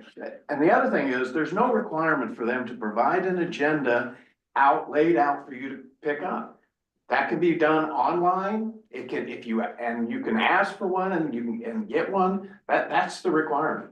There's also no requirement to take attendance at public meetings. It's nice, it makes sense, especially if somebody's taking notes so that they know who's there. But these are not, you're making up requirements that don't exist. I don't believe I am. Well, We don't agree to disagree. for 25 years now, I've been doing public meetings in the state of Maine, and I'm pretty familiar with the photo route and what the requirements are. And there is a belief that all of these trappings go along with that, and it's just not true. The requirement is that, matter of fact, all you have to keep is who from the committee is attended, what the votes were, and that's it. Nothing else is required. Anything else that is kept is extra. But again, we can once again go back out to our committees and remind them that they are a public committee and that they're bound by the state of Maine's FOA requirements, and that they should make all appearances to do everything to eliminate the appearance that they're doing things in secret. Could I offer a Go couple ahead, John. comments? One is, I think we got 2 issues going here. One is the use of the basement and the other is the procedures followed by the committee. And we're intermingling them. I do think on the use of the basement that we did ask Penny, I don't remember the exact wording, and I don't think the minutes exactly reflect what we talked about, but I thought we did ask her to post that letter on the door. Maybe we can get it laminated, posted on the door. And I think we did ask her to lock it, but if that's impractical, and I can see that now, that, I'm not hard over on that, on continuing that if that's a problem, but I think we should deal with one issue and then deal with the other issue, because Moira's letter is kind of bifurcated. It's got two different issues in it, so to speak. That's just my Yeah. thought. Yeah, in my mind, we had dealt with the first issue. She's gonna post it on the board and lock it when it's convenient to lock it, where it makes sense. And Jeff moved Okay. on to And then I Okay. moved on to the next half of it. Okay, so we're clear on that then, and that it's gonna be posted on the door? Actually, I would prefer to put it on the community bulletin board right next to the door. When the doors open, things tend to blow off that you try to tape to the walls or to the doors. And I'd rather be able to back it up. Okay, so what, but I'll rephrase it. We're gonna post it somewhere where it's conspicuously obvious in the front hall area. Or in the area near the door, is that correct? Yeah. I just don't want to revisit this again next month and then the next month, and so. Are we in agreement there? Yep. I am. Yes, Penny, you are? Penny is. Okay, yes. then I'm satisfied with that. And then I do have a couple comments on the other. Like, Jeff, I agree with you that those are not requirements. I mean, typically, we have agendas available at public meetings and people can walk up and get them. I went in one day, I've been to 3 of these meetings, and I said, is there an agenda? And I could have printed it off at home, but I didn't. I was coming in from somewhere else.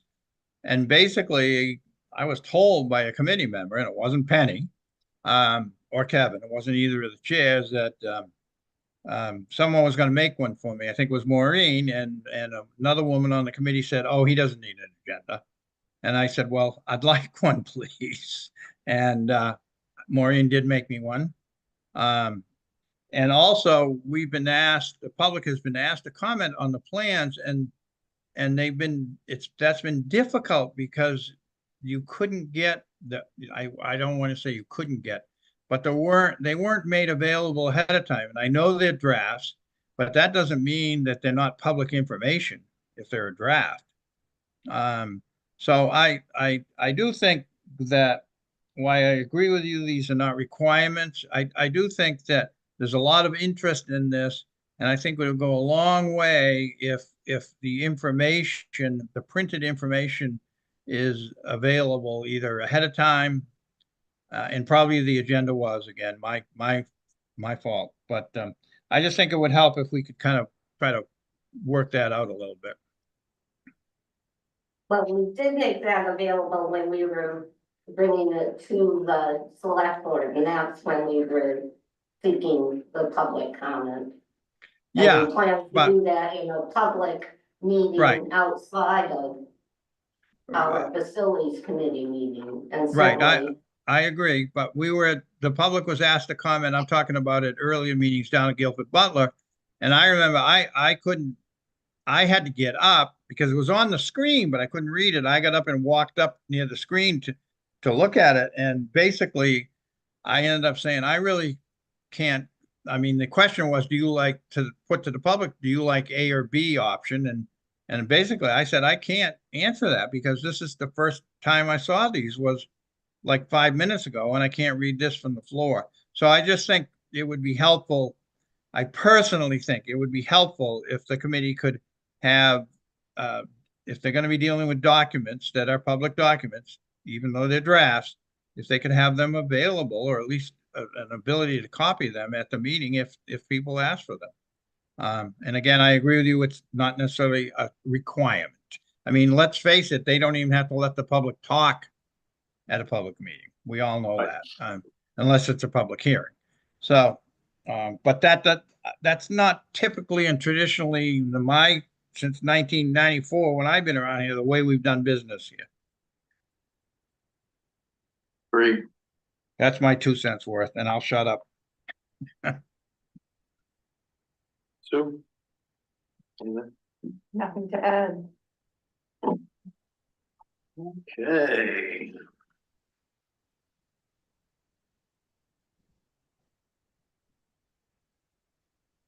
Consider ambulance write-offs concerning unpaid bills.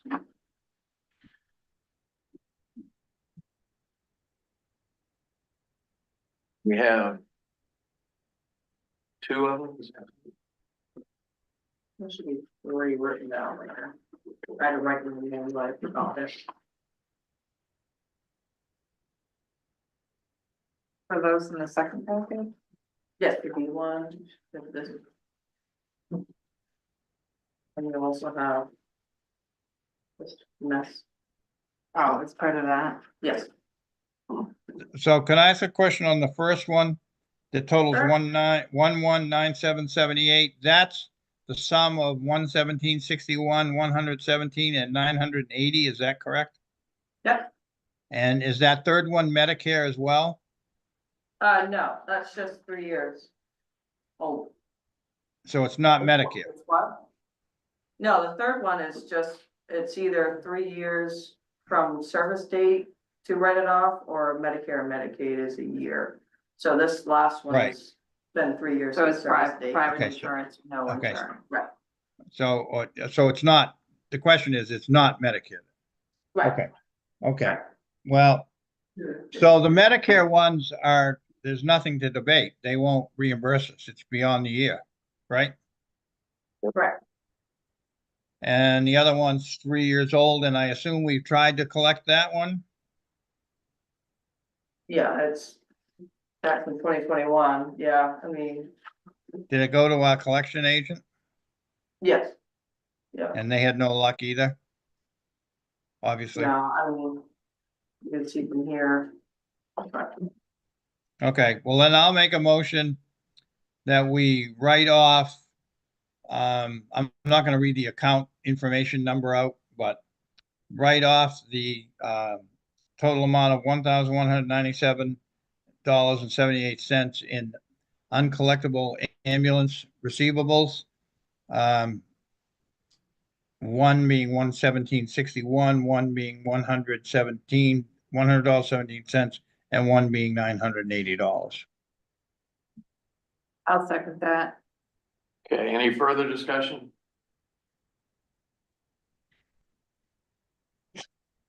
All those in favor, John, John, I.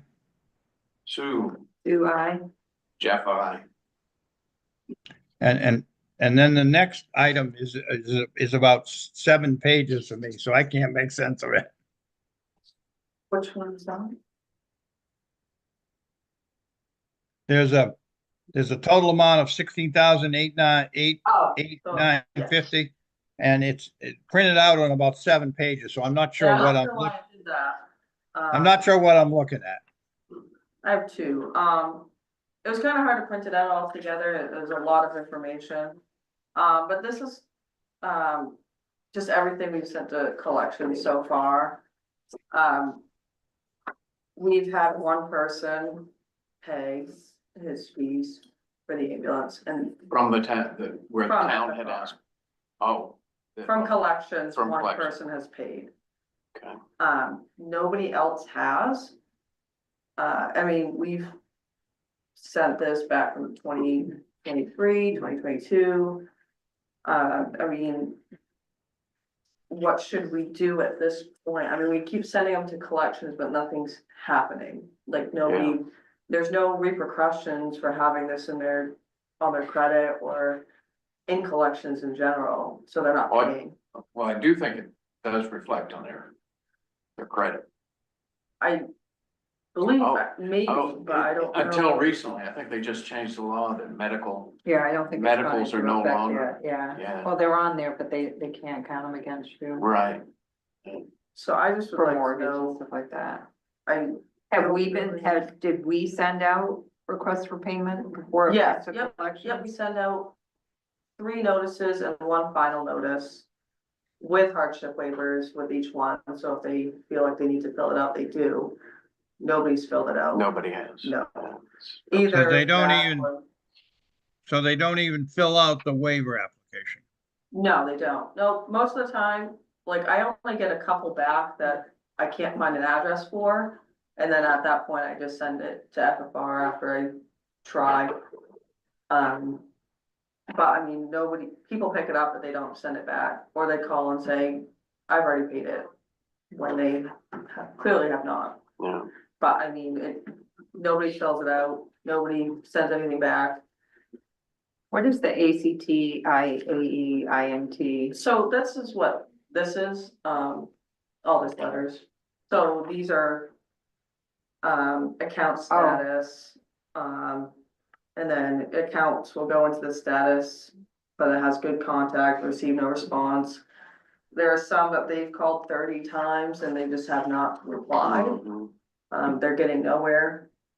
They know it's collections, they're not gonna answer it. Is my best guess. Yeah, that would be mine too. But I mean, I'm just at a loss here. It seems like nobody's paying, no matter if they're sent to collections or not. Yeah. And on the collections though, we aren't paying an upfront cost, so the only time we pay any money to them is if they collect, right? Yeah. So. Do you feel they're aggressively pursuing this, or have they sort of given up on it? Have you had that conversation? I haven't talked to them about this. But I mean, if you read here, accounts are moved into the status after receiving 30 outbound calls, they'll be moving into the next phase of collections, which I don't know what the next phase is. Right. That's a mystery. Something to ask. Yeah, me and Terry Yeah. talked about it. Definitely is. Well, I think it would behoove you to have a conversation with them at a minimum about, I mean. What is what? Yeah, I mean, and am I reading this wrong, or have two accounts paid? Yeah, that's the one person. I mean, it's the same person. He paid both of his ambulance payments. Oh, so that's okay, that's confusing right there. So that's one bill. It's Or one one- person, two bills.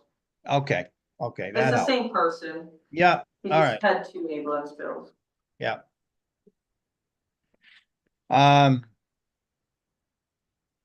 Well, this always is a tough one. I mean, if we write them off, I understand with Medicare and Medicaid, we have to, although we just did one 2021 and there wasn't, and I see we have some, no, here, they started 22, good. If we write them off, we're just telegraphing to people, oh, just wait and nothing will happen and you won't have to pay it. On the other hand, how long do we want to carry these receivables? If there's nothing that we can do about it. I guess I'd like to know how many of these people are transients, if for lack of a better word, that were, say, traveling through town and got in an automobile accident. We don't know anything about them. And how many of them are local folks or some sort of categorization. I'm not sure what that is. I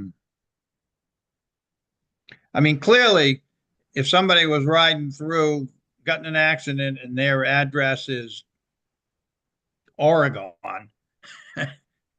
that's probably going to be uncollectible. But I have no idea, looking at this, where these are generated from.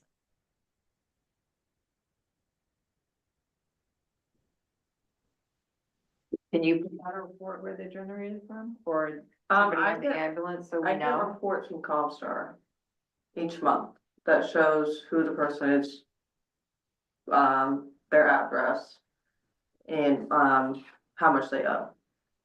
Yeah. And that's when I send out my letters, the 4 letters.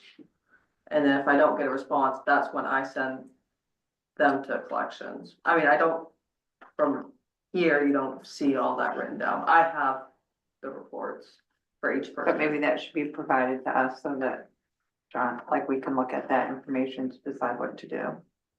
Okay. And then the other issue we got, of course, is the HIPAA stuff. We got to be careful of that. Right. But I don't know, when someone doesn't pay their bill, does that, does that, I'm not sure that waives their HIPAA rights because they don't pay their bill. I don't know, it's complicated.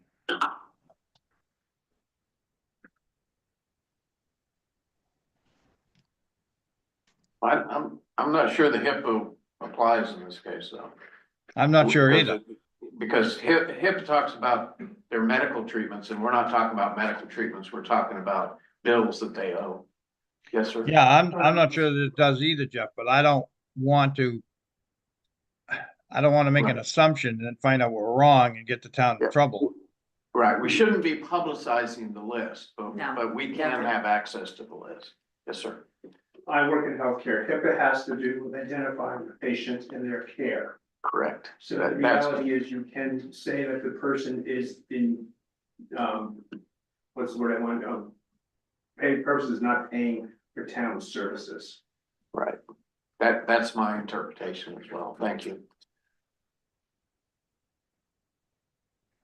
So you cannot identify, you basically, HIPAA, you can show the eyes and that's about it. That's about all you're allowed to say about the patient. Right.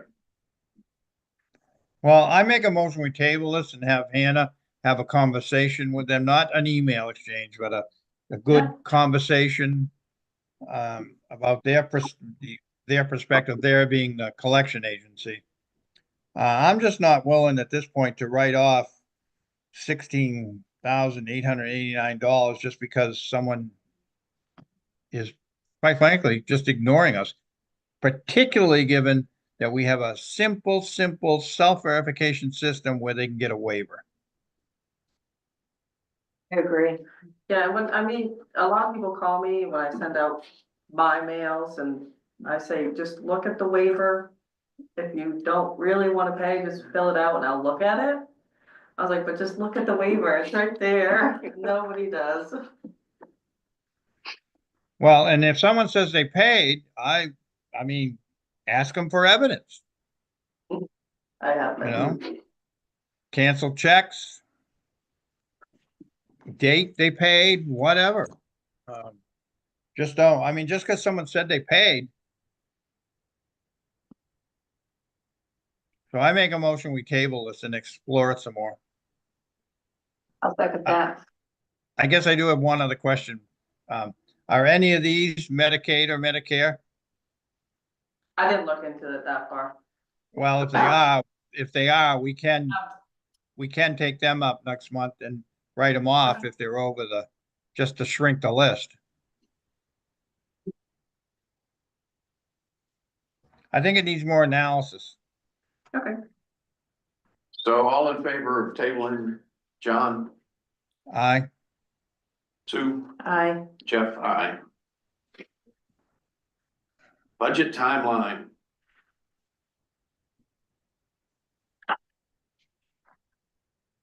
But I'm also talking about when to have town meeting too.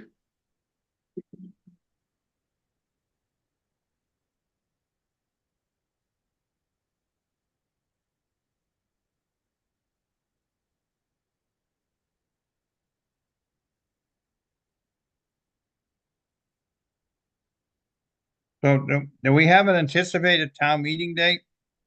No, not yet. That's weird. Yeah, that's what I think we probably ought to start with that. Yeah, I find it easiest if we back up from there. We have an anticipated town meeting date, then we can get an anticipated when we have to have stuff to the printer for the town report. And then work backwards.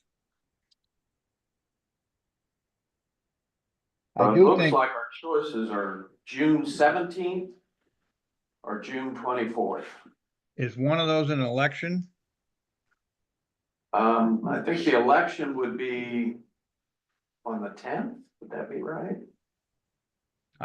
It's the second, Probably because that's graduation and it's always on graduation. Yeah. I think it's the second Tuesday of June. So I think election's the 10th. So we could do it the 17th or the 24th. and I'm curious when the school department is having their meeting, if they've even discussed that. I hate- Their budget meeting? Yeah, I hate to schedule our town meeting the same night as that. I just, The public budget meeting. yeah. I can find out if they have that yet. Or even if they got an idea.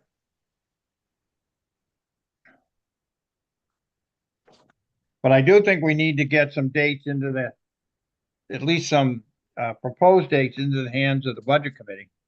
Yep. And February 15th is going to be here before we know it. Yeah, so I think if we follow what we have traditionally done, we'd have the budget meeting on February 17th, budget meetings on the 17th, 18th, and 19th, Where are we now? We April? February. You're talking about with the department heads. Yeah. Yeah. Last Yeah, night, right, last year well, we did that. Last year we did that in 2 days. Right. So the 17th and 18th, Are those two? What dates are those? Monday, Tuesday, February. I think I'm good with that.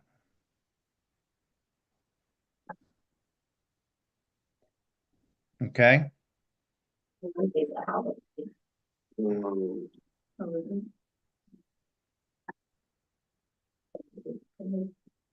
Oh, yeah, What's the matter? It's a holiday. 17th is, yeah. So the 18th and 19th? 19th, not good for me. 18 and 20. Yeah, we could do 18, 20. Yeah. And I would, I mean, David is gonna do ambulance and fire, I would assume. So I think it's critical that he's available one of those nights. Right. Before we put in, because that's what, 50% of our budget. Yeah.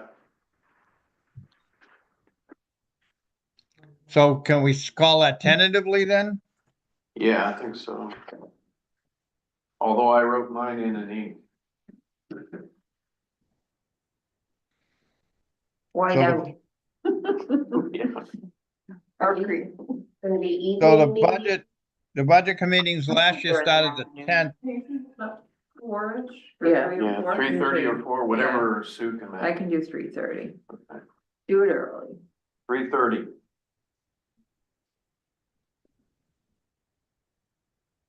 Can we make it 4? And I think that's vacation weekend. Sure.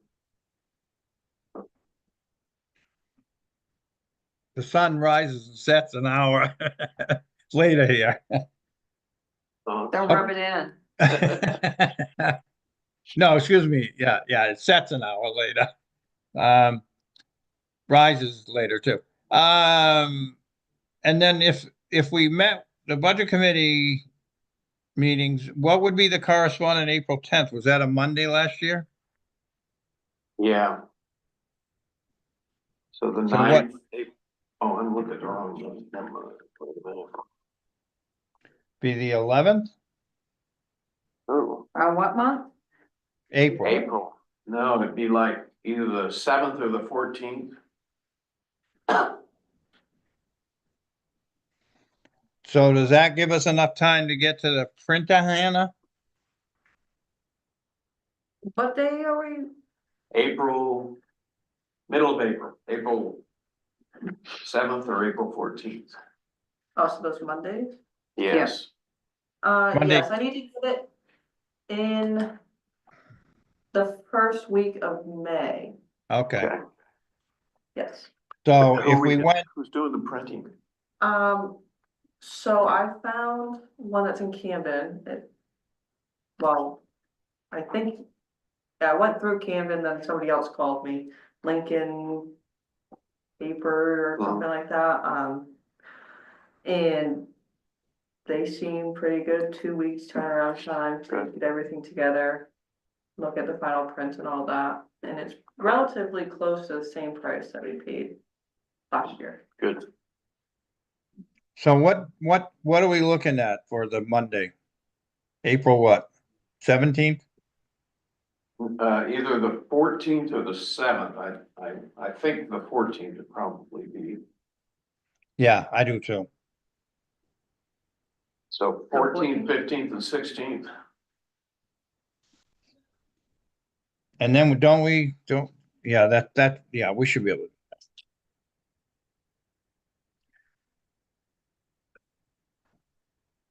Oh, no, we had 4 nights last year. Yeah, but I think the last The last one is, one was if we needed just any extra. yeah, and for the final, to approve the minutes for the previous one, I don't think they did anything on that last one. You know, I better look at my calendar. I think they zoomed it. Yeah, I think, yeah. I'm just blithely agreeing here.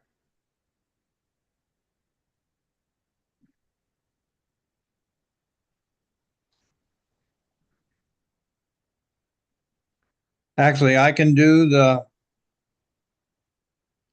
14th, 15th, 16th and 17th. Yeah, we'll put the 17th on as the backup. Fine. And we did those at 4 last year.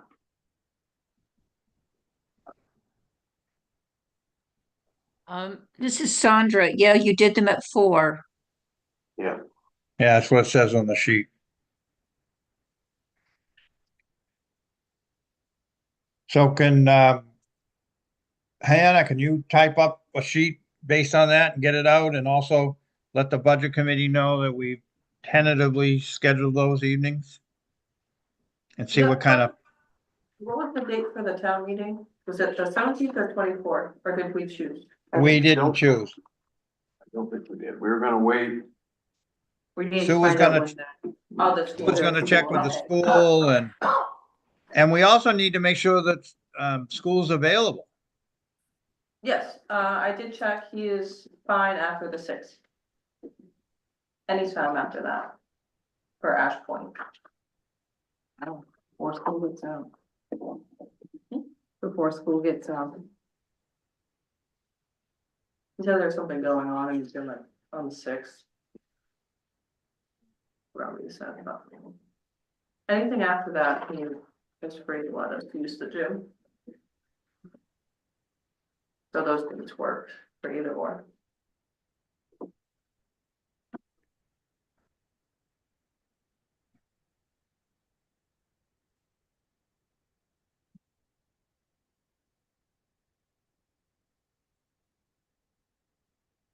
Are we set? I think so. Good.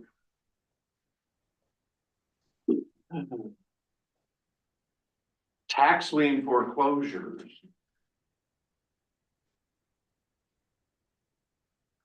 Still got 6.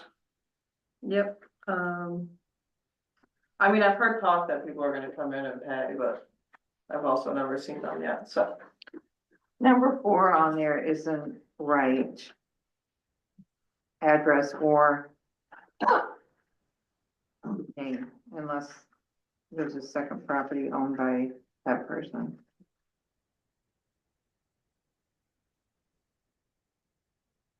Hold on. Which one? Number 4. Does he own a separate piece of property there, No, I believe that's or is it the Westbrook Street? right on the left, the trailer, That's Westbrook Street, isn't it? what I read. Oh, yes, it's Westbrook, I'm so And sorry. it's Esther Franklin estate.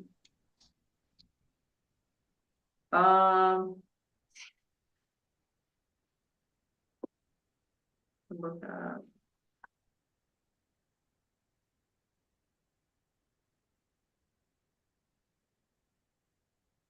Yes, Esther Rehnquist. Yes, he's just the one who lives there. So that's not the correct property owner? No. Or address. Yeah, I understand the address, but the name's wrong too? Yes. Yeah, we better get that right and make sure the others are right too. I just want to make sure that, Hannah, you understand that they can't come in and pay now Oh, without, yeah, I know. yeah, so if someone brings the check in, I mean, first of all, I wouldn't take cash. If someone brings I would require a bank check, and we can't negotiate that until the select board votes to sell it back to them if we so choose to do that. Okay, I just don't want it cashed and then all of a sudden, and I'm sure you know that someone can't walk in who's not the previous owner and pay and all of a sudden think they have ownership. Yeah, somebody can come in and pay, they just don't get ownership. Yeah. But people try to do that all the time. I know it, I know it. But Somebody wrote a book about I it. would ask that we check and make sure we have all these names right. And maps and lot numbers. Yeah, I mean, because this is a very exacting process. And we certainly don't want to put down the wrong name, write up a quitclaim deed. Someone comes in and pays, and then all of a sudden we've issued a quitclaim deed to the wrong person or persons. We need to be very careful with this.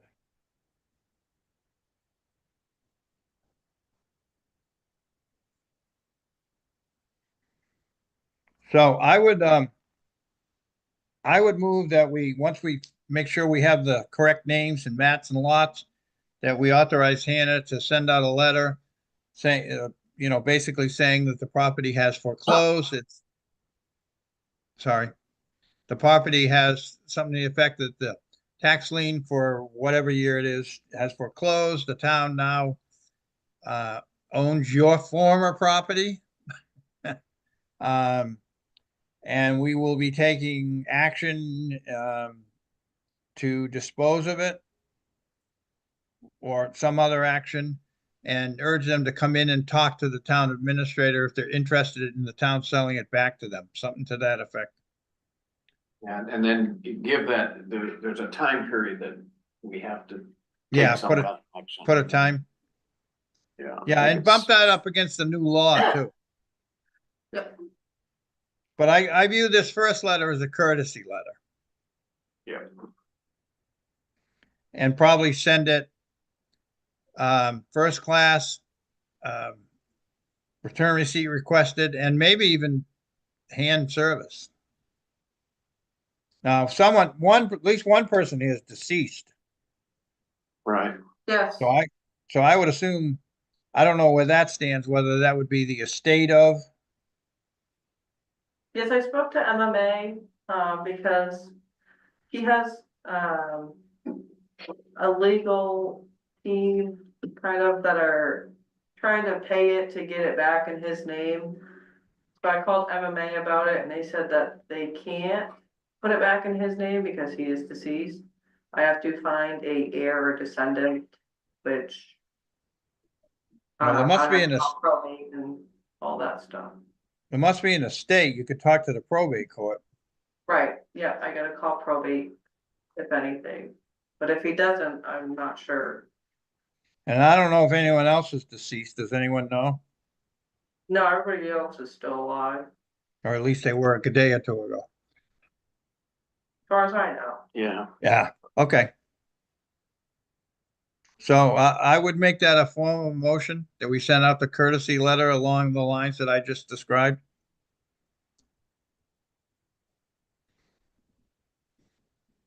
That. Any further discussion?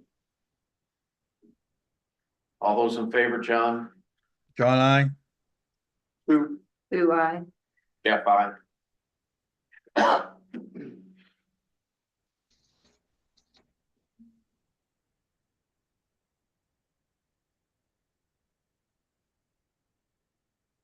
Okay, skipping over the personnel executive session. I'll jump to appointments.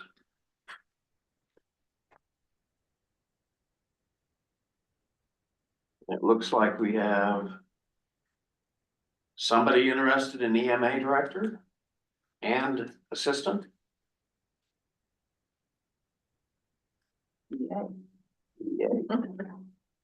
My understanding is my understanding correct that David, Chief Elwell kind of recruited these people? Yes. Yes. They're In both that on the case, fire.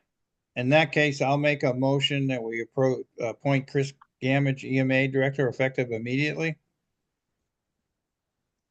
I'll second that. Further discussion? He's still on the fire department, correct? Yeah. Yes. All those in favor, John, John, Sue, Sue, I. Jeff, I move that we appoint Cheyenne Grierson as Assistant EMA Director.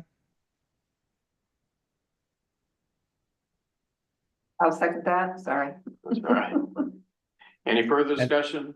Same question. She's still on the fire department? Yes. John, John, aye. Sue, I. Jeff, Okay, Library and Community Center Facilities Committee, we got one open seat on that. Yes. Yes. I make a motion, we appoint Terry Baines. I'll second that. Any further discussion? All those in favor, John, John, aye. Sue, Sue, I. Jeff, Conservation Commission. We have one opening on that as well. I'll make a motion, we approach Rachel Snow, but I don't know what the term is, and it's not on the sheet. Yes, I sent a letter indicating the term. I can dig it out. Do you have it, Hannah? She's filling the term of, it was Neil Cambridge's. And it is.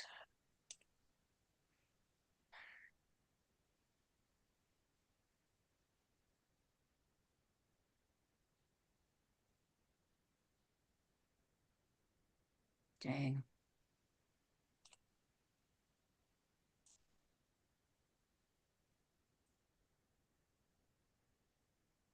twenty 2027. That What sounds was it? right. What was it? 2027. I'll make a motion, we appoint Rachel Snow to the Conservation Commission for a term ending after annual town meeting 2027. Wow.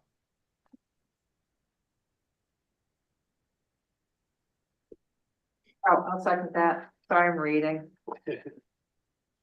Any further discussion? All those in favor, John, John, aye. Sue, Sue, I. Jeff, Budget Committee, Rachel Snow again, glutton for punishment. I'll make a motion, we appoint Rachel Snow, but I have the same question. So she's taking Robert's place, which has expired in 2024. So I just put in 3 years from today, which is 2028. Okay, So I'll make a motion, we appoint Rachel Snow to the Budget Committee for a term ending after the annual town meeting 2028. I'll second that. any further discussion? All those in favor, John, John, aye. Sue, Sue, I. Jeff, And we have a donation from Paul DiMaggio. Is he still on? Oh, Yeah. Yeah, he's still up he there. is, okay. Yep, I'm here. So I'd entertain a motion to happily accept the generous donation of $30,000 from Paul DiMaggio to the Library and Community Center Facilities Committee. It's actually John probably Jeff from Delaware Valley Corporation. I just had to get the board to approve it, but it's from the corporation. Oh, okay. Yeah, and I don't want to get picky here, but it's really a donation to the town. Yep. I mean, the Facilities Committee is not a legal entity. Yeah, I think we were unsure of that, and Yeah. So my other question is, Hannah or Paul, did Paul fill out a form that's required? I sent him one. Yeah, I Well, believe that wasn't my question. believe it was returned with the check, I think. Yes, it was, yep, and I put it in the binder, yep. Are there any restrictions on that? We didn't have, the form wasn't in our packet, so Yeah, there I'm were a little, two I'm a letters little with it. sensitive about this, given another situation that we have going on. I'm not trying to be picky, Sure. and I'm very appreciative of your donation. Oh, no, so. no. I think it's, yeah, there were some, it was specifically set for certain things such as the renovation. I mentioned HVAC, bathrooms, ADA. And with the proviso that if it didn't fit the timeline of what they needed, all they had to do was get in hold of the company and that could be modified. Okay, and there's also a section on that form about returning it if something, I don't have the form in front of me. Yes, I And that believe I section, did request it returned if everything fell through. okay. Hannah, could you send a copy of that form to us? Yep. So I'll make a motion that we accept, graciously accept Paul DiMaggio's donation of $30,000 to the town of South Thomaston for use by of the Library and Community Center Facilities Committee. And hopefully it'll kick off some more people chipping in. Hopefully. I think it seems to be getting cooperation, good cooperation. I hope. Thank you. Too, Paul. I do too, Paul. Thank you. I'll second that. Okay, any further discussion? All those in favor, John, John, I. Sue, Sue, I. Jeff, I. Thank you, Paul. Thank you, Paul. Jeff, I have. Thank you for all the work you do. I have 2 donations that came into the library in this past week. Okay, what are they? $100 from the Spruce-Fed Fisherman's Co-op and $100 from Robert Lagoon. I made copies of that.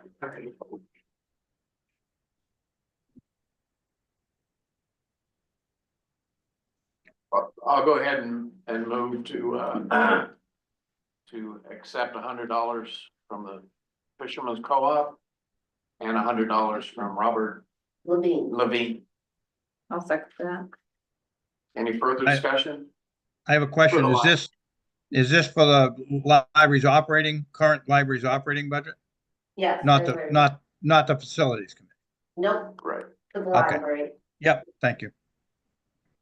And we have forms on those, or do we do forms on those? I guess I can't remember. No, we don't. Only for the Came directly to the library. There's hand over a check, and when I get there, I find it. So we've never done a form. No. No, It's you're right. less than $250. Yeah. All those in favor, John, John, I. Sue, Sue, I. Jeff, I.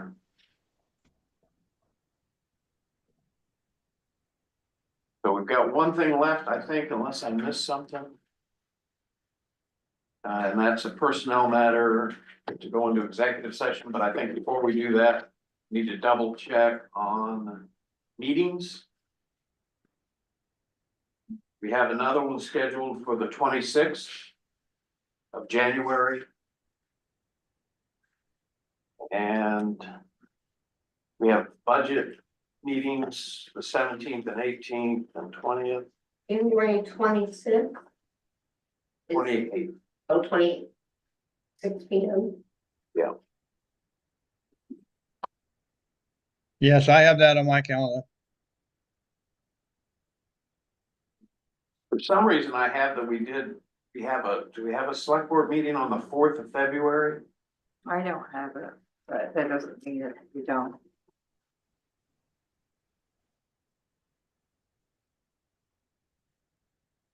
I don't have it. Okay, good. So, you want to do the 11th? So the 11th work for everybody? It does it this time. I'm gonna have the same problem I had last year. I'm gonna have family coming in here and now, so I may have to finagle it as we get closer, so. But for now, I'd say yes.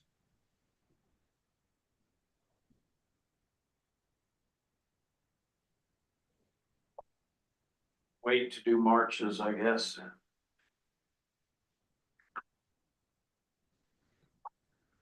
All right. Anything But- else? Could I ask a question on scheduling meeting? I was under the impression, this came up in an email exchange, that once we schedule them, they went on the calendar. And my understanding now is they're not put on the calendar till the agenda goes out. Um, and I don't think that's great practice in terms of giving people notice. And I think, Hannah, you were gonna start putting them on the calendar on the Yeah. website. Is that correct? Okay, and with the understanding that, of course, that we can always cancel them or reschedule them, but I think it's important to get, and I think Sue agreed in that email exchange that we get these on the calendar so people can plan. I agree. Okay, anything else? Thank you all for coming and sticking around. Thank you. I'll make a motion, we enter executive session to discuss a personnel matter pursuant to 1 MRSA 6A.